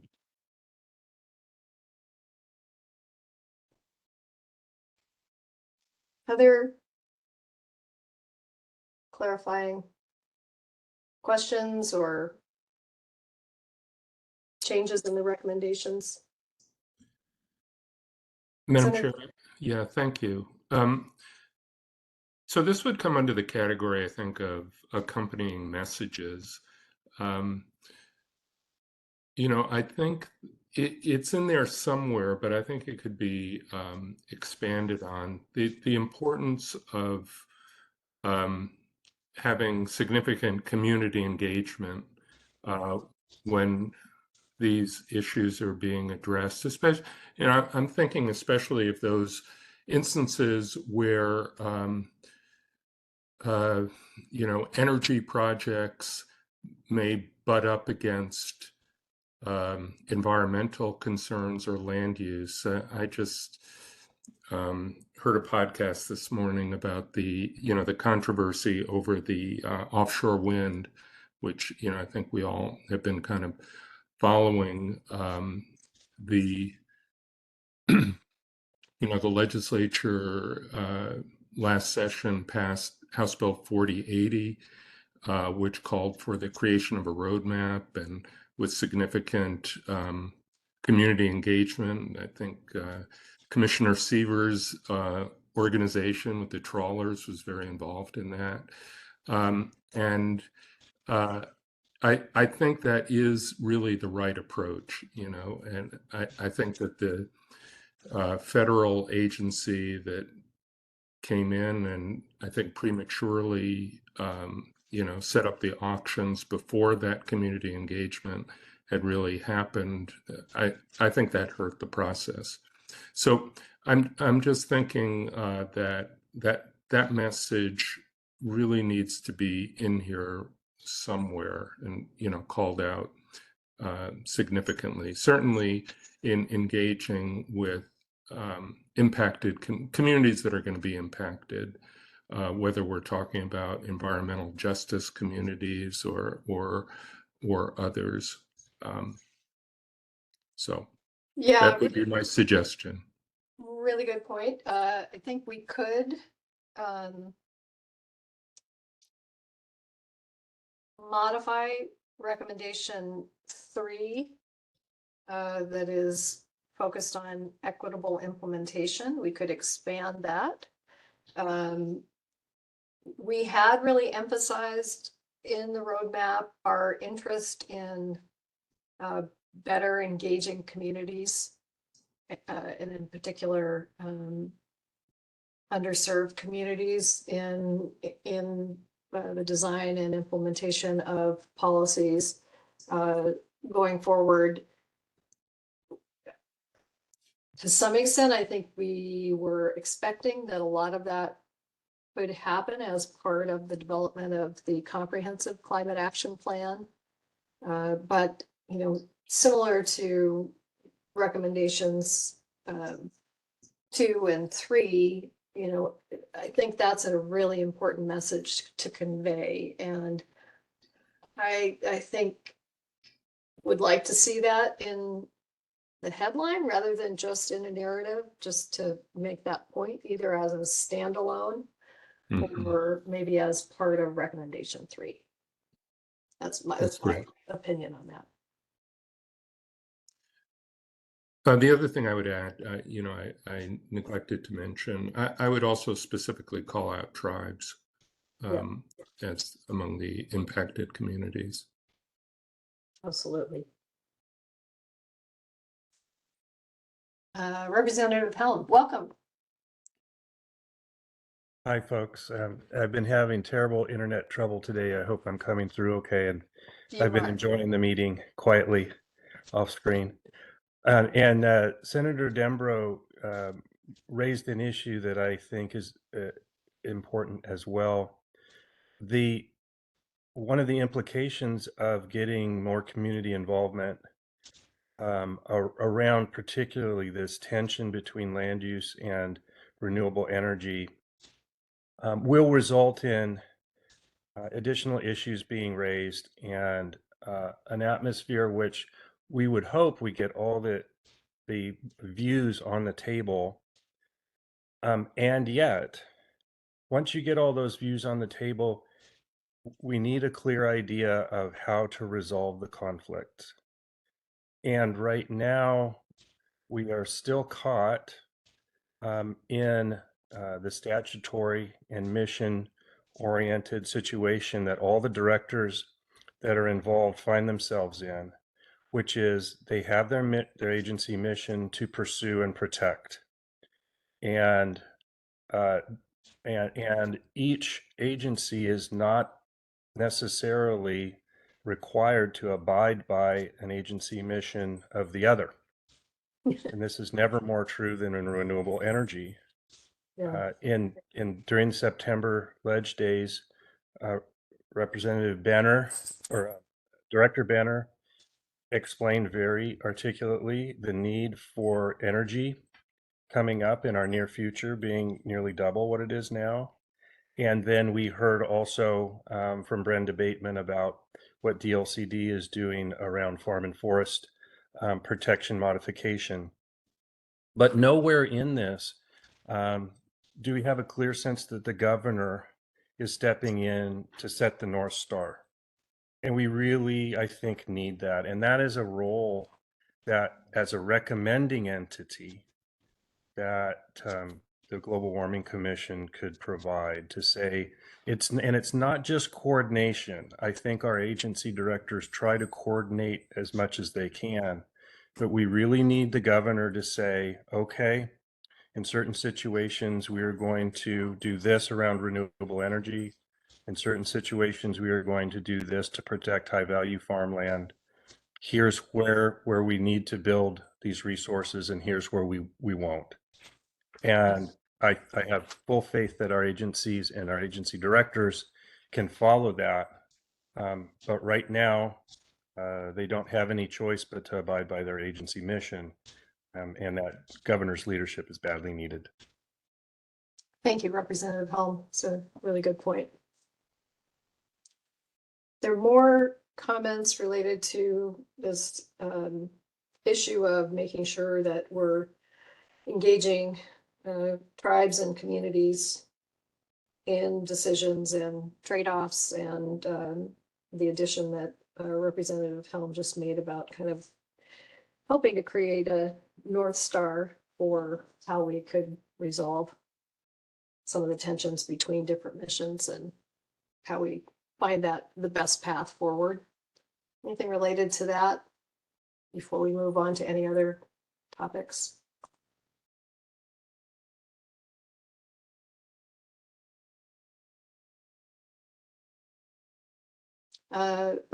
Commissioner Jackson. Well, first, I didn't have any changes to the recommendation. Overall, I'm supportive of all of this and feel very honored to have been a part of the development of some of these. So on that, I didn't. But on the most recent comment about creating that North Star, that other department directors don't have that level of coordination, I do think that is an important factor that maybe I did not think of that. So with that insight, I just want to give my support for that. I think that is probably critical to meeting some of our state goals. So I just wanted to support that. Thank you, Commissioner Jackson.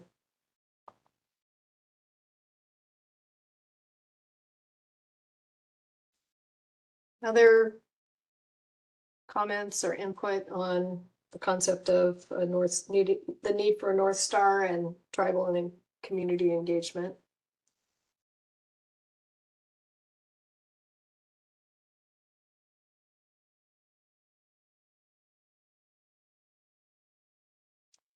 Okay, seeing none.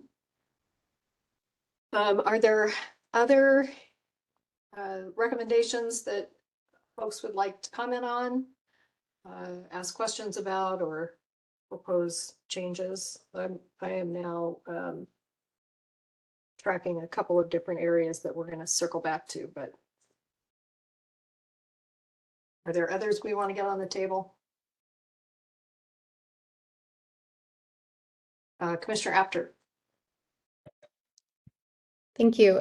Just on the conversation around other messages to convey, I think that the natural working land section includes, some reference to economic benefits. It's kind of threaded throughout, but I do think there is opportunity to be just more intentional around uplifting, including from the Tigger report, the opportunity for leveraging federal private investment, job creation in Oregon's existing clean energy economy through legislative action and broader state action on these recommendations.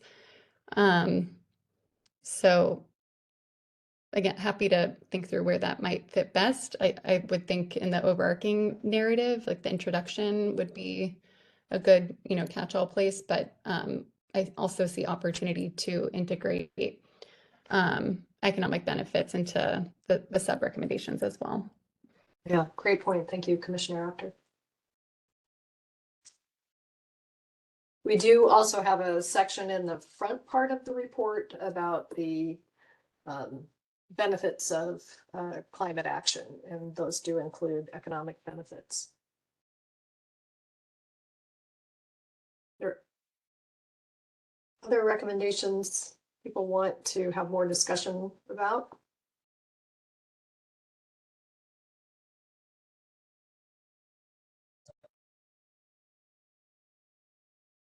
Can I add one more?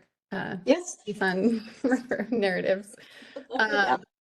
I haven't cross-checked this, but I think just great to include as timely and updated information as possible, including on impacts that Oregonians and our state in general are feeling from climate change. So if it's not already cited, I don't think it is.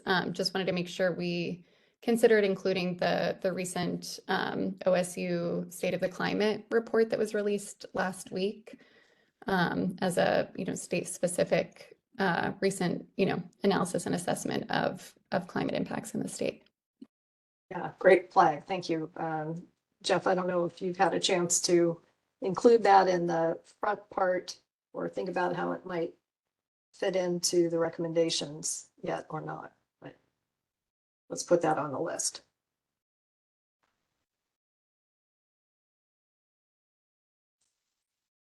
We'll do that. Gabriella? Thanks, Chair McDonald. And I would also flag tooting our own horn the OHA Climate and Health in Oregon, which is a 2023 report. It's where it was sometime behind with the health data, but that would be another thing to add to the point that Commissioner Apter was making. And then another question I had about the narratives, and this is building off an exchange that Jeff and I had and conversations that this commission had in the follow-up related to the Tigger report.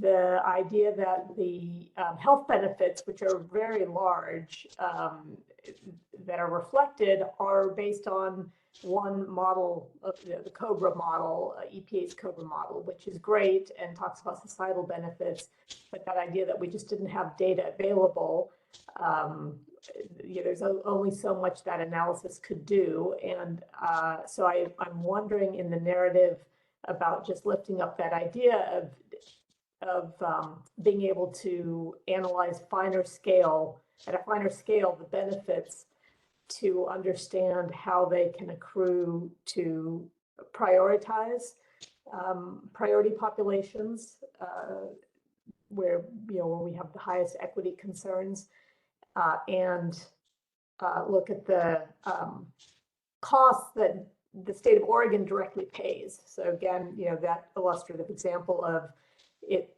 while the cost to society, the health benefits accrue broadly across society in Oregon, the state of Oregon is paying for Oregon health plan benefits. And if we prioritize, that cost benefit ratio may change if we make the policy choice, if the state makes the policy choice to prioritize actions that accrue greater financial and health benefits to priority populations. So how can we get the data to support that? Because that might change those tables in terms of the cost per unit of greenhouse gas reductions reduced, or at least the cost to directly to that the legislature has to underwrite, and that might be of great interest to policymakers. So Gabriella, are you suggesting a new recommendation for a study of finer resolution health benefits, or are you wanting to see this in the narrative in the report, which I think you and Jeff, we're gonna figure out where to best put that in. Yeah, so in the exchange that Jeff and I had, he pointed out that there's going to be a TIGR 2.0 effort, and there have been a couple times over recent meetings where I've had to step off. So I wonder if I missed that discussion about how that future work might be done, that future study. So for the narrative for this report, it might just be something around the idea of having exploring how to have finer scale analysis of the health and equity co-benefits of various investments to provide clear options for policymakers. So that is how it might be in the narrative. And then separately, in terms of going forward, sorry if I missed it, but would be interested in understanding if there are new resources for a TIGR 2.0 where there'll be an opportunity for that kind of finer scale analysis to live up to the recommendation in the narrative. I'll turn this to Alan, who's with us. Alan, is there enough funding in the to do the TIGR 2.0 analysis that would allow us to get at that finer resolution of information that Gabriella is interested in? And I think many of us are interested in. Yeah, we do have the funding available through federal funding to do the TIGR 2.0 analysis, but I would caution about further refining the analysis with regard to health benefits. The ability to do that in TIGR 1.0 is based on the EPA COBRA model, which takes reductions in criteria pollutants and then calculates the impacts on mortality and hospitalization and lost work, and then turns that into a dollar value. And that's the resolution at which I think in TIGR 2.0 we'd be able to do again, but not finer than that. Is that what you had in mind, Gabriella? Yeah, that's what we discussed 2 years ago. Yeah.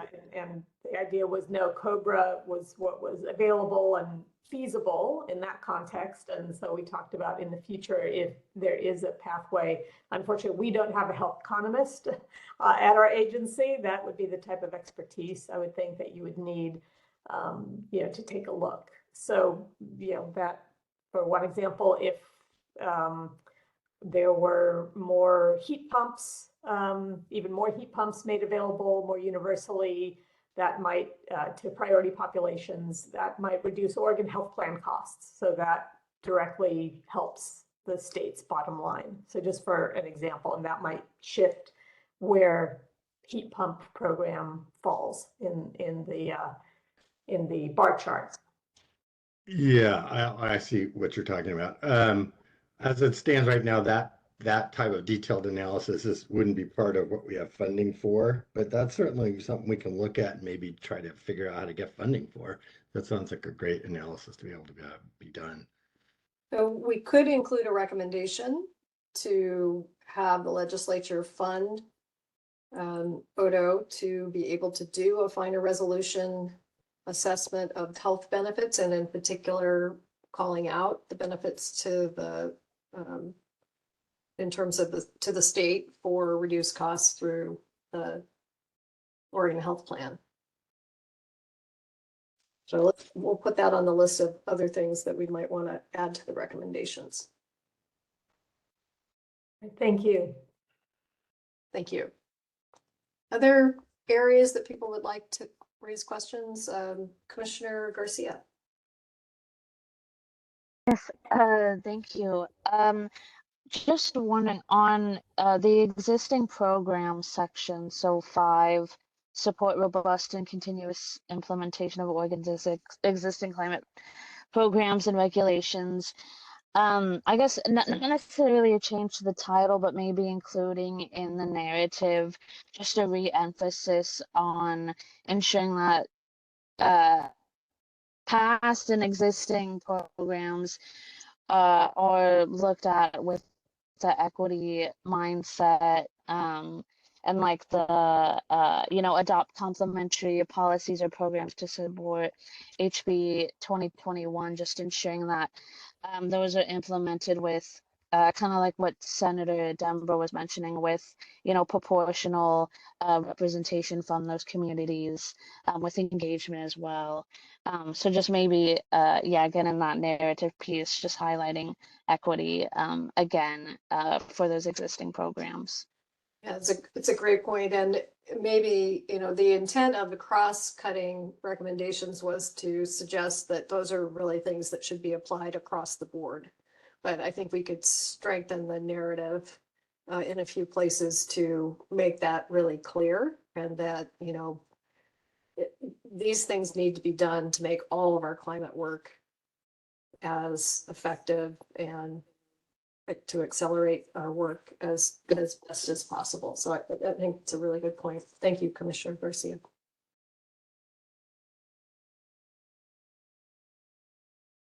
Other areas that people want to make comments about, ask questions about?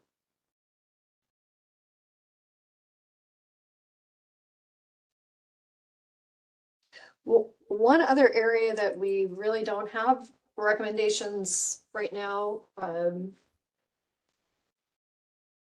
is in the area of adaptation. That was another area that came up at our September meeting. We have been in discussions with DLCD about working more closely with the state agencies that have been working on the framework, and looking for opportunities to support that. If there are any specific recommendations that folks want to offer up around adaptation that we should be making to the legislature, certainly want to make sure we have those are on our radar if folks have an idea about something we should mention.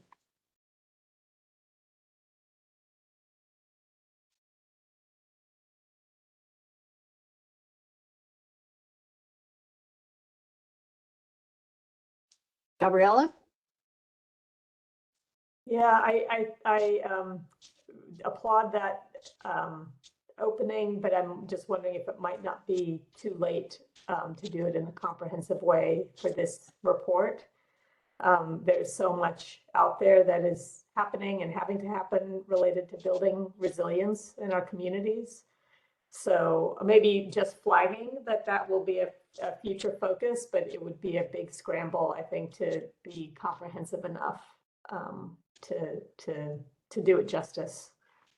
Yeah, that's an excellent point. And I think we can certainly maybe include some language about the things that the commission intends to focus on in the coming 2 years to, such as adaptation, so that we are in a better position to make recommendations on that. And certainly the list that you have in there of the priority programs, there's a huge overlap with resilience. So maybe there's some language there indicating that these are both, that they do double duty as climate, as mitigation and adaptation programs, but that there's a broader array of resilience work that is worth elaborating on. That's a great point. That should be another important area of messaging in our narratives around these. It's the important additional benefits that accrue from those actions.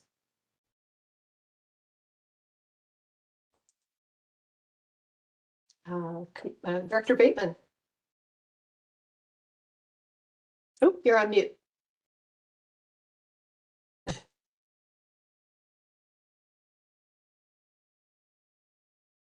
No, not yet.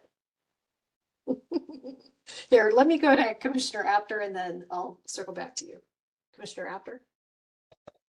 Great, thank you. I'll be very quick. Just want to echo support for Gabriella's suggestion to uplift the resilience and adaptation co-benefits of the programs that are currently under the recommendation around providing sustained resources for. And I think we could consider incorporating a similar narrative in the overall preface for the additional actions as well, just encouraging that as we, think as the state thinks about these policy opportunities to reduce emissions, that they, build on recent progress to identify solutions that also provide those resilience benefits as well. I think that's a great way to thread the needle, recognizing, as Gabriella said, it probably merits its own standalone report on to get it right. That could be another recommendation in the cross-cutting recommendations of really paying attention to co-benefits and resilience. Or it could be part of the narrative. Senator Dembro. Yeah, well, you've in using the word resilience, you took what I was going to say. I think adaptation is an important lens, but I think the resilience lens is equally. There's a lot of overlap there, right? And I think that the more that we can use the frame of resilience, the more impact it's going to have with a broad swath of our communities. I completely agree. That's a great point, because there can be ways to adapt to climate change that aren't particularly actions that help you be more resilient. So I think that's a better frame to your point. Director Bateman, were you able to unmute yourself?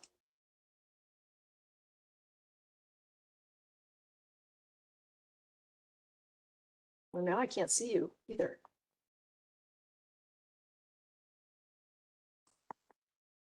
Okay, we'll come back.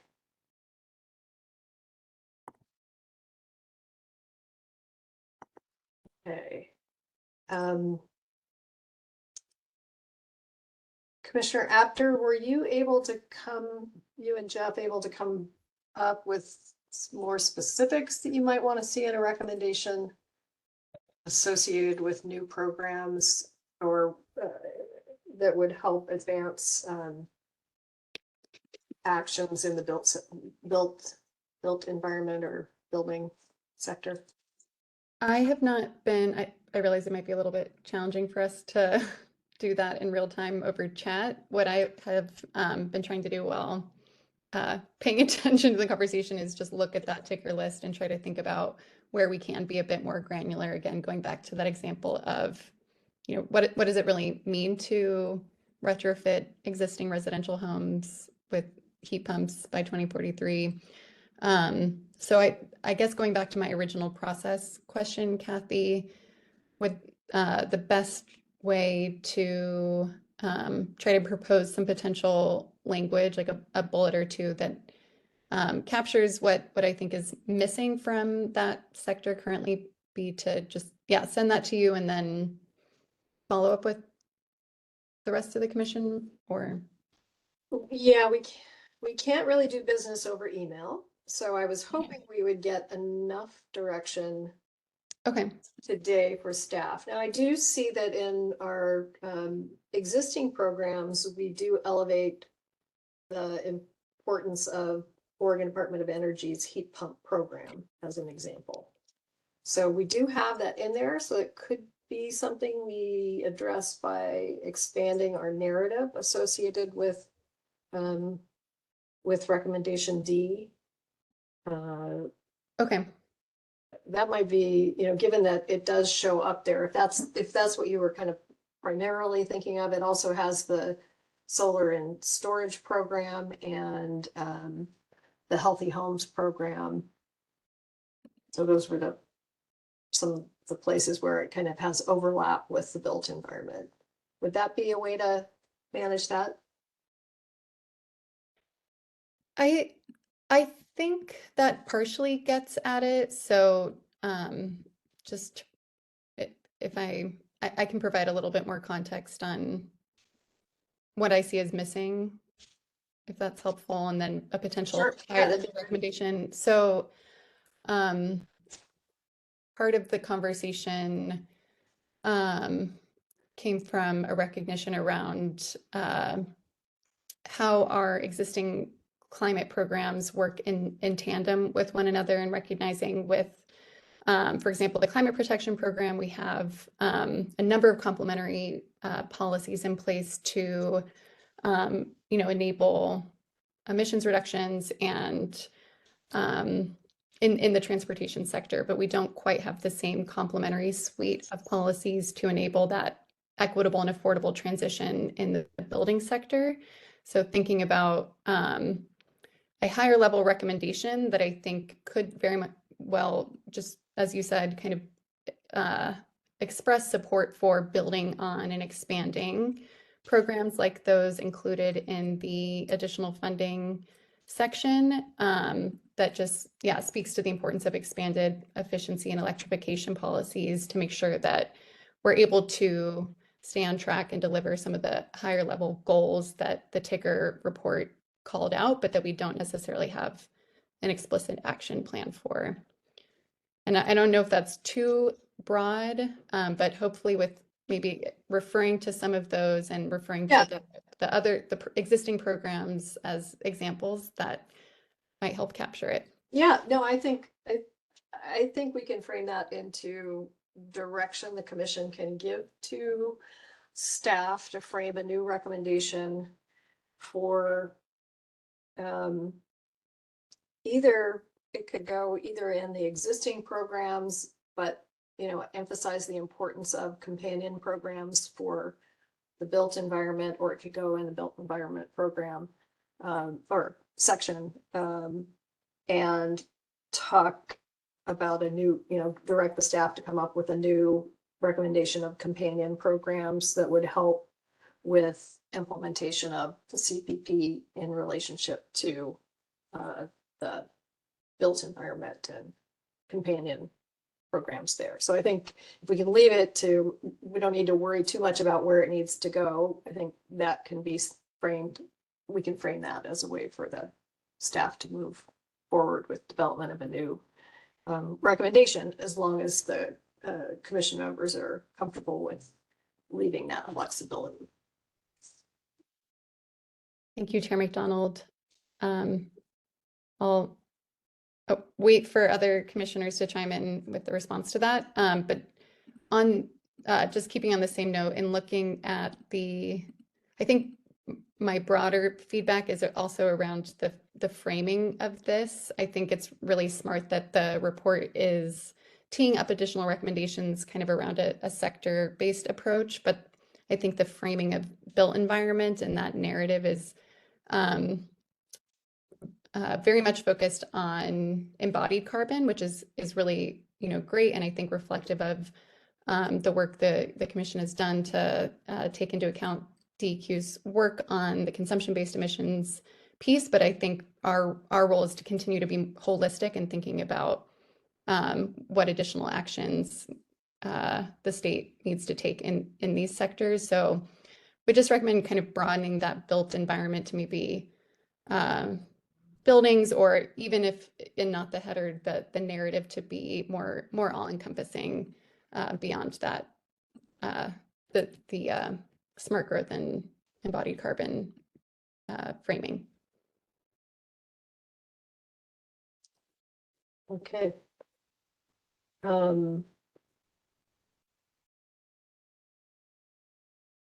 Yeah, and I will say, well, I guess I'm trying to, I'd like some clarity about whether it's a new recommendation or new narrative.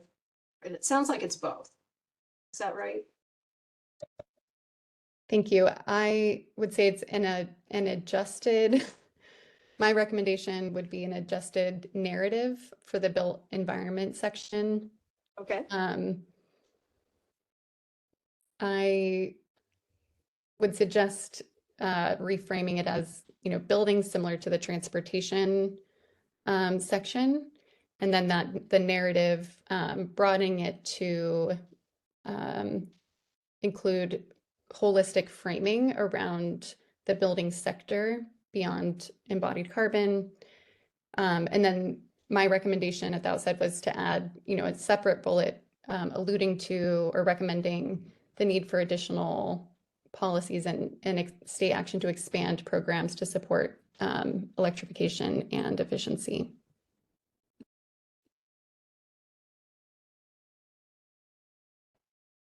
Okay. I think we were saying the same thing, but you said it better. So thank you. Okay.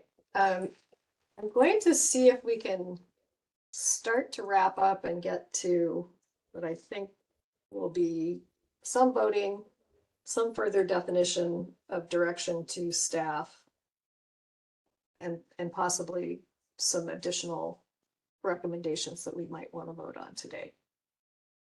But I want to give one more chance to put other topics on the table, or other thoughts on the same topics that we've been discussing.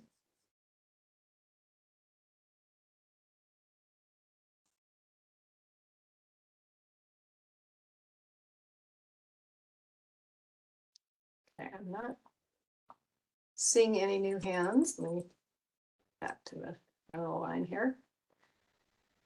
Okay. I didn't hear any concerns with the recommendations that we have. Is that correct?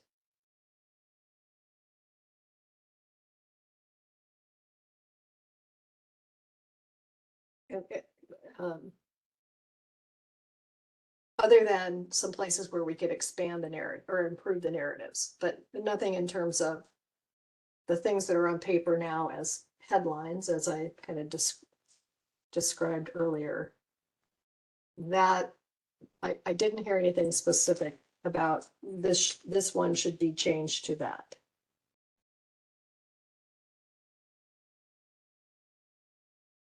Okay.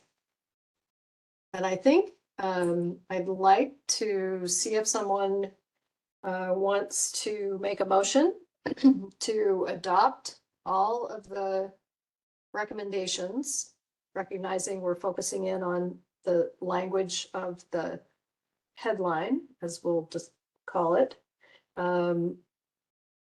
that are embodied in the memo that we are reviewing as part of the October 15th meeting. So do I have a motion? Commissioner Reitman here. I can move that we adopt the report. I second the motion. This is Commissioner Jackson. Excellent. Okay. We are now going to do a roll call on that, and then we'll move to the new ideas that came up, and we'll talk those through a little bit more, as well as the direction. So I'll go down our list of additional commission members, and if you would just say yay or nay to the motion that's on the table of adopting the recommendations that are currently framed in the memo that we are reviewing at our October 15th meeting. So Commissioner Ross. Yay. Excellent. Commissioner Apter. Yay. Commissioner Arifin. Yay. Commissioner Sievers. Yay. Commissioner Garcia. Yay. And I also say yes. So that passes unanimously. Thank you very much. Okay, now let's dig into some of the new ideas. And I'm going to circle, maybe we should circle to the business the building sector recommendation first, because we were just talking about that. So what I think I heard is an interest in a new recommendation in the building sector, broadening the title out to buildings, a new recommendation focused in on electrification and energy efficiency and the importance of companion programs to similar to the ones that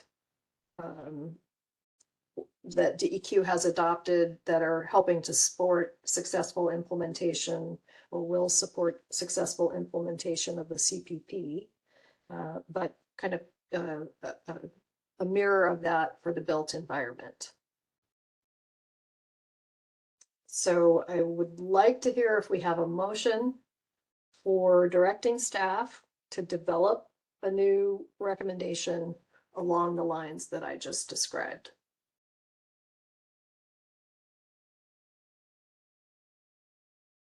Or a friendly amendment. And then a motion. Commissioner Apter? Thank you, Chair McDonald.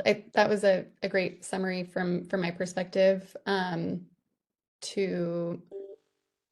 to clarify, I think with the I think the CPP is probably more of like a narrative and just something, for that I was just sharing by way of thought process. I don't think that's something that has to be explicitly called out in this recommendation. I don't know if we're getting that granular right now, but just wanted to clarify. I think thinking about it more broadly makes sense. Yeah, I think that's a good friendly amendment to direct staff to identify the importance or new recommendations, flagging the need to develop programs to help us reduce energy use through electrification or greenhouse gas emissions through electrification and efficiency programs related to the built environment. And then the narrative can talk about some of the rest of that. So would you like to move that? Sure. Thank you, Chair McDonald. I will move to adopt this recommendation for staff to develop the changes to the buildings portion of the report. Excellent. Do I have a second?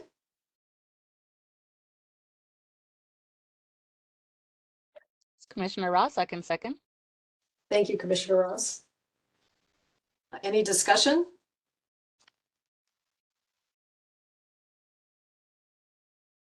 Okay. I don't see any. So with that, we'll go to a vote. And Commissioner Reitman. Yay. Commissioner Garcia. Yay. Commissioner Sievers. Yay. Commissioner Arifin.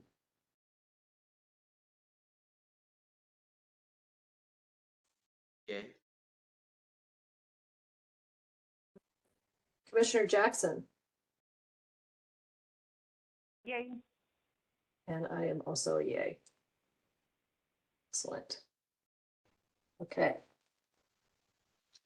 On to the next idea that I think we wanted to consider directing staff to develop a new recommendation.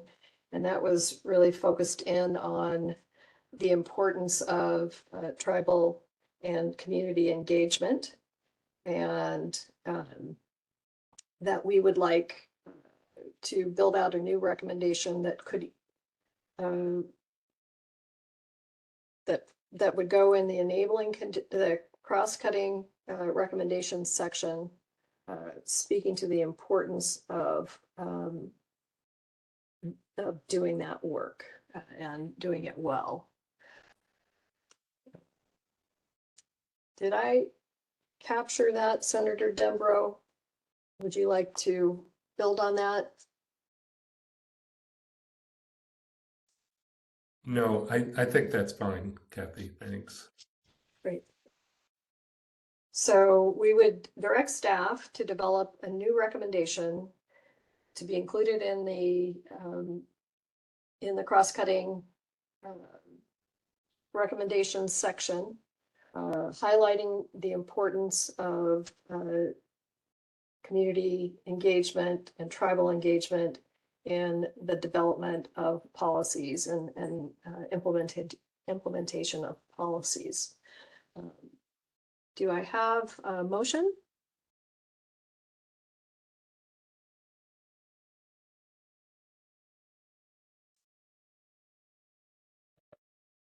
I'll move to adopt. Thank you, Commissioner After. Do I have a second? I second the motion. Thank you, Commissioner Reitman. Any discussion? Okay, do another roll call. Commissioner Garcia, Yay. Commissioner Sievers, Yay. Commissioner Arifin, Commissioner Jackson, Yay.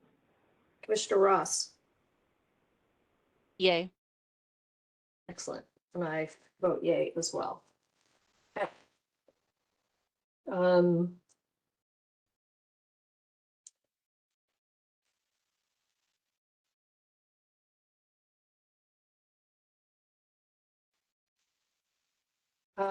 The next idea that I heard being put on the table was a recommendation to the governor to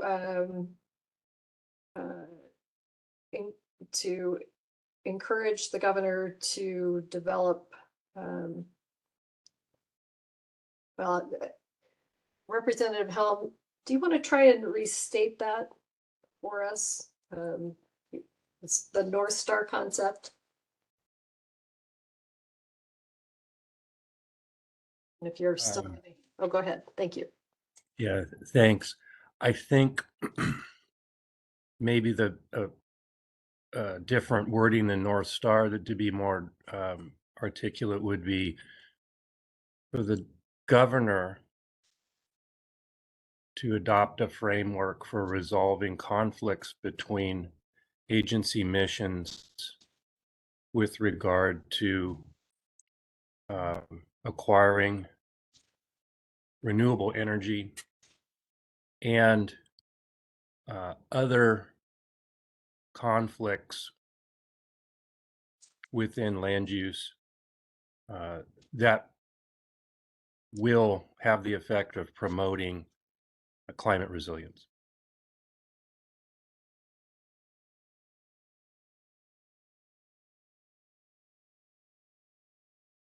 Okay. Thank you, Representative Helm. Do I have a motion?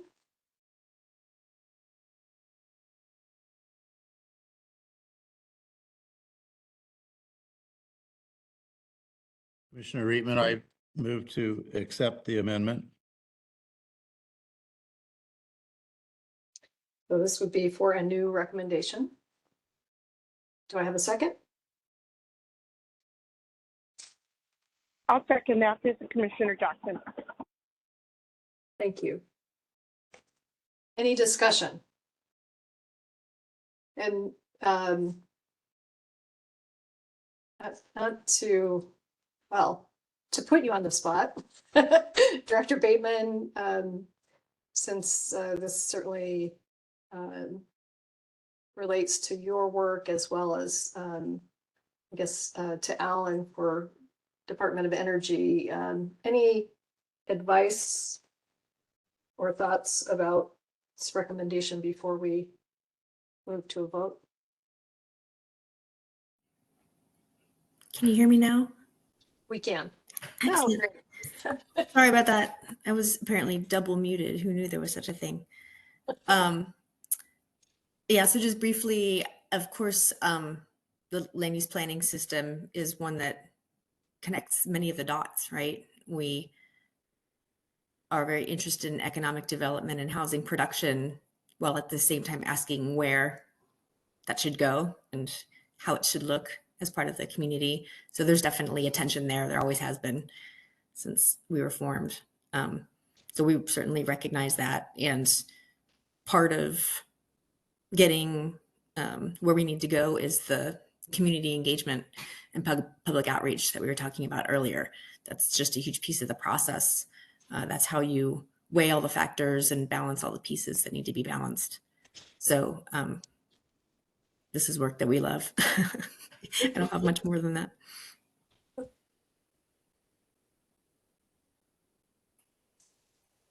Alan, any comments you want to add from the Department of Energy's perspective?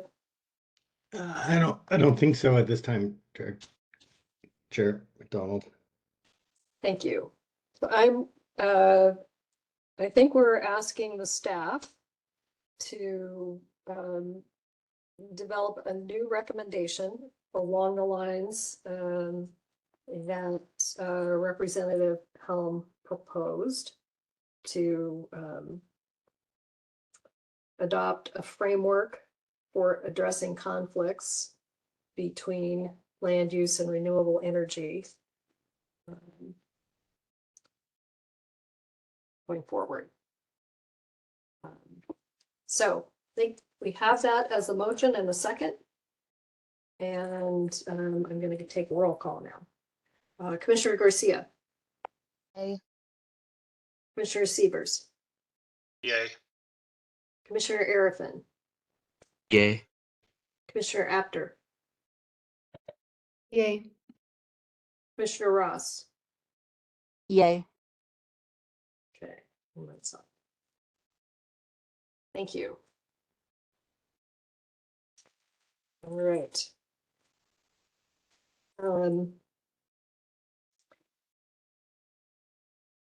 The next recommendation, new recommendation that I heard was a recommendation to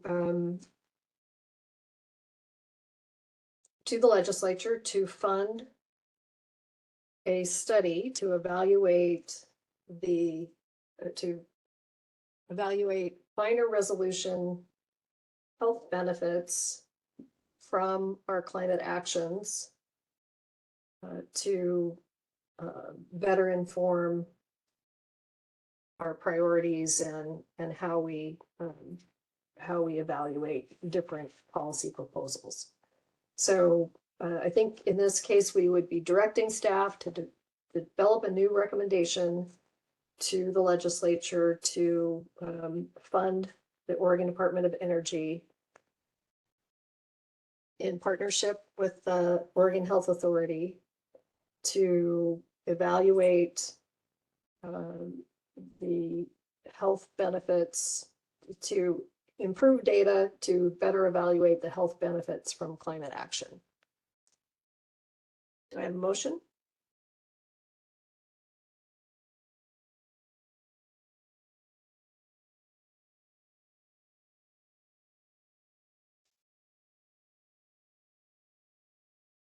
And just so folks know, only voting members can make motions.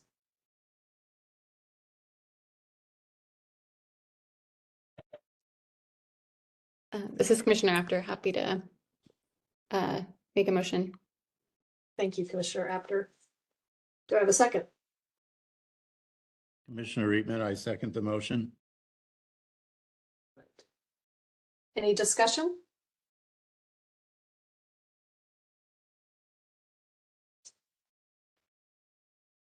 Okay, I'm going to call the roll. Commissioner Garcia, Yay. Commissioner Sievers, Yay. Commissioner Arifin,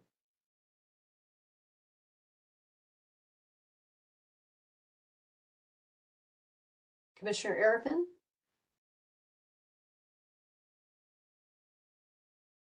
Commissioner Jackson, I vote yay. Commissioner Ross, Yay. me. Commissioner Arifin, are you having connectivity issues? Let's see. Commissioner Arifin may have dropped off. And I think he just unmuted himself. Okay. Sure. Commissioner Arifin. Did you say yay? Okay, great.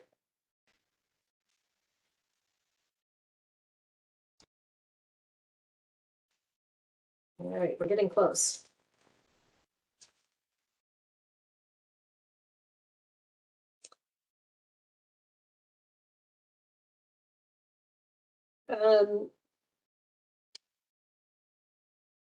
I think that we discussed the potential of including a new recommendation. So again, this would be directing staff to draft a new recommendation for the cross-cutting section of the recommendations to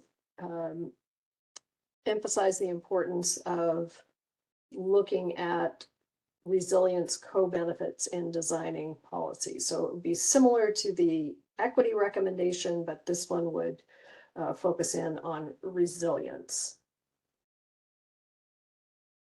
I have a motion to direct staff to add a new recommendation focused on the importance of the resilience co-benefit.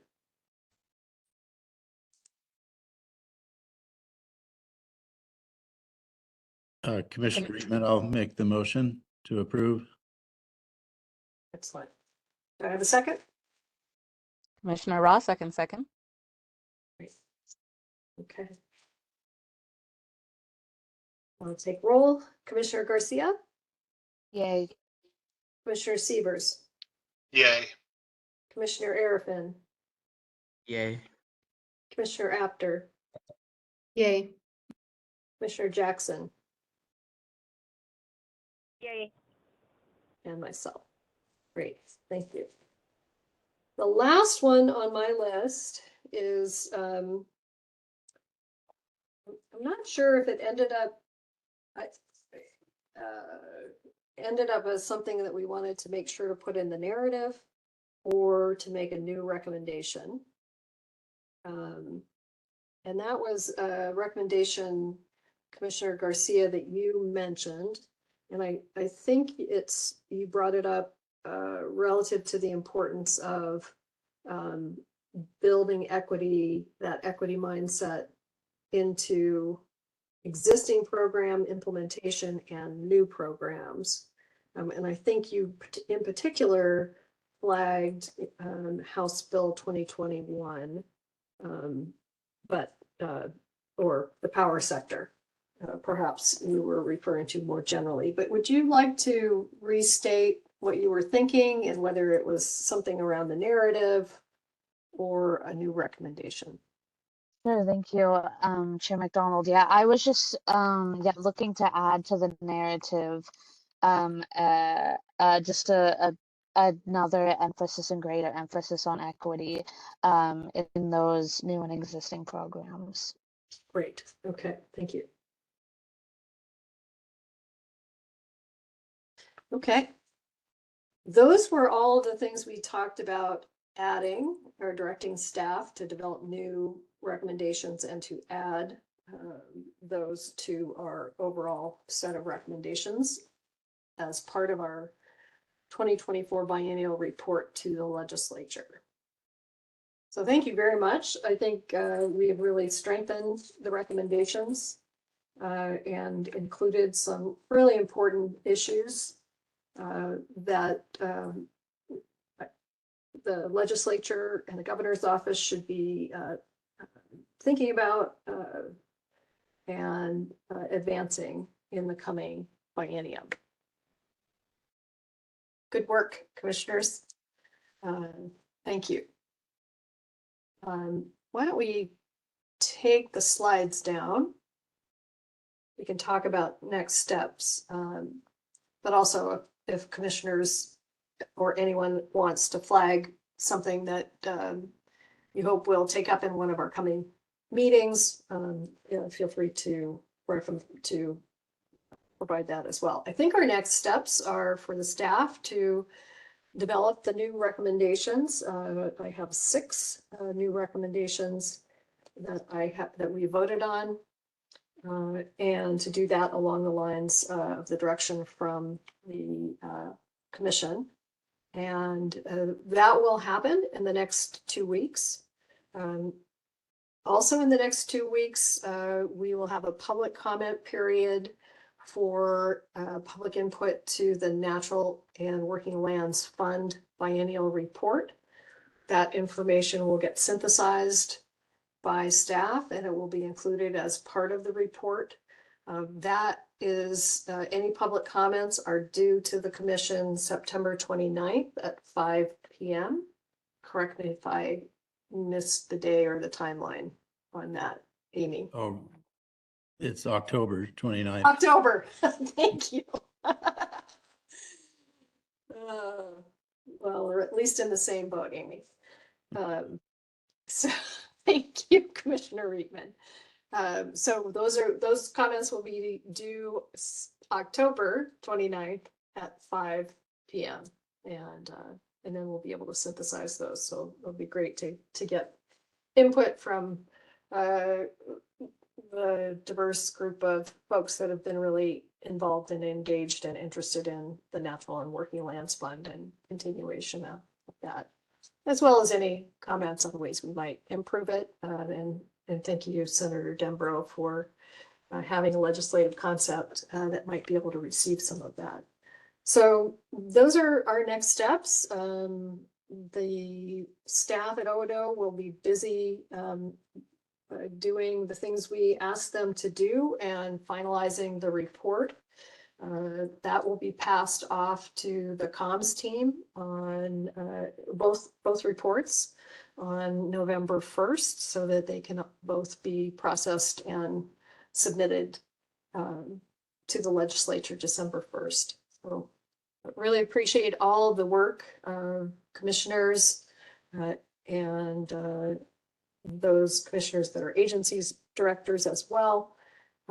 Really appreciated all the input that we got between the 2 meetings and in advance of the meetings that helped us shape our recommendations, and look forward to opportunities for building on this foundation, to your point, Commissioner Reitman, and continuing to advance ideas that will help Oregon continue to be a leader in climate action. Are there any other ideas or comments that commissioners want to offer?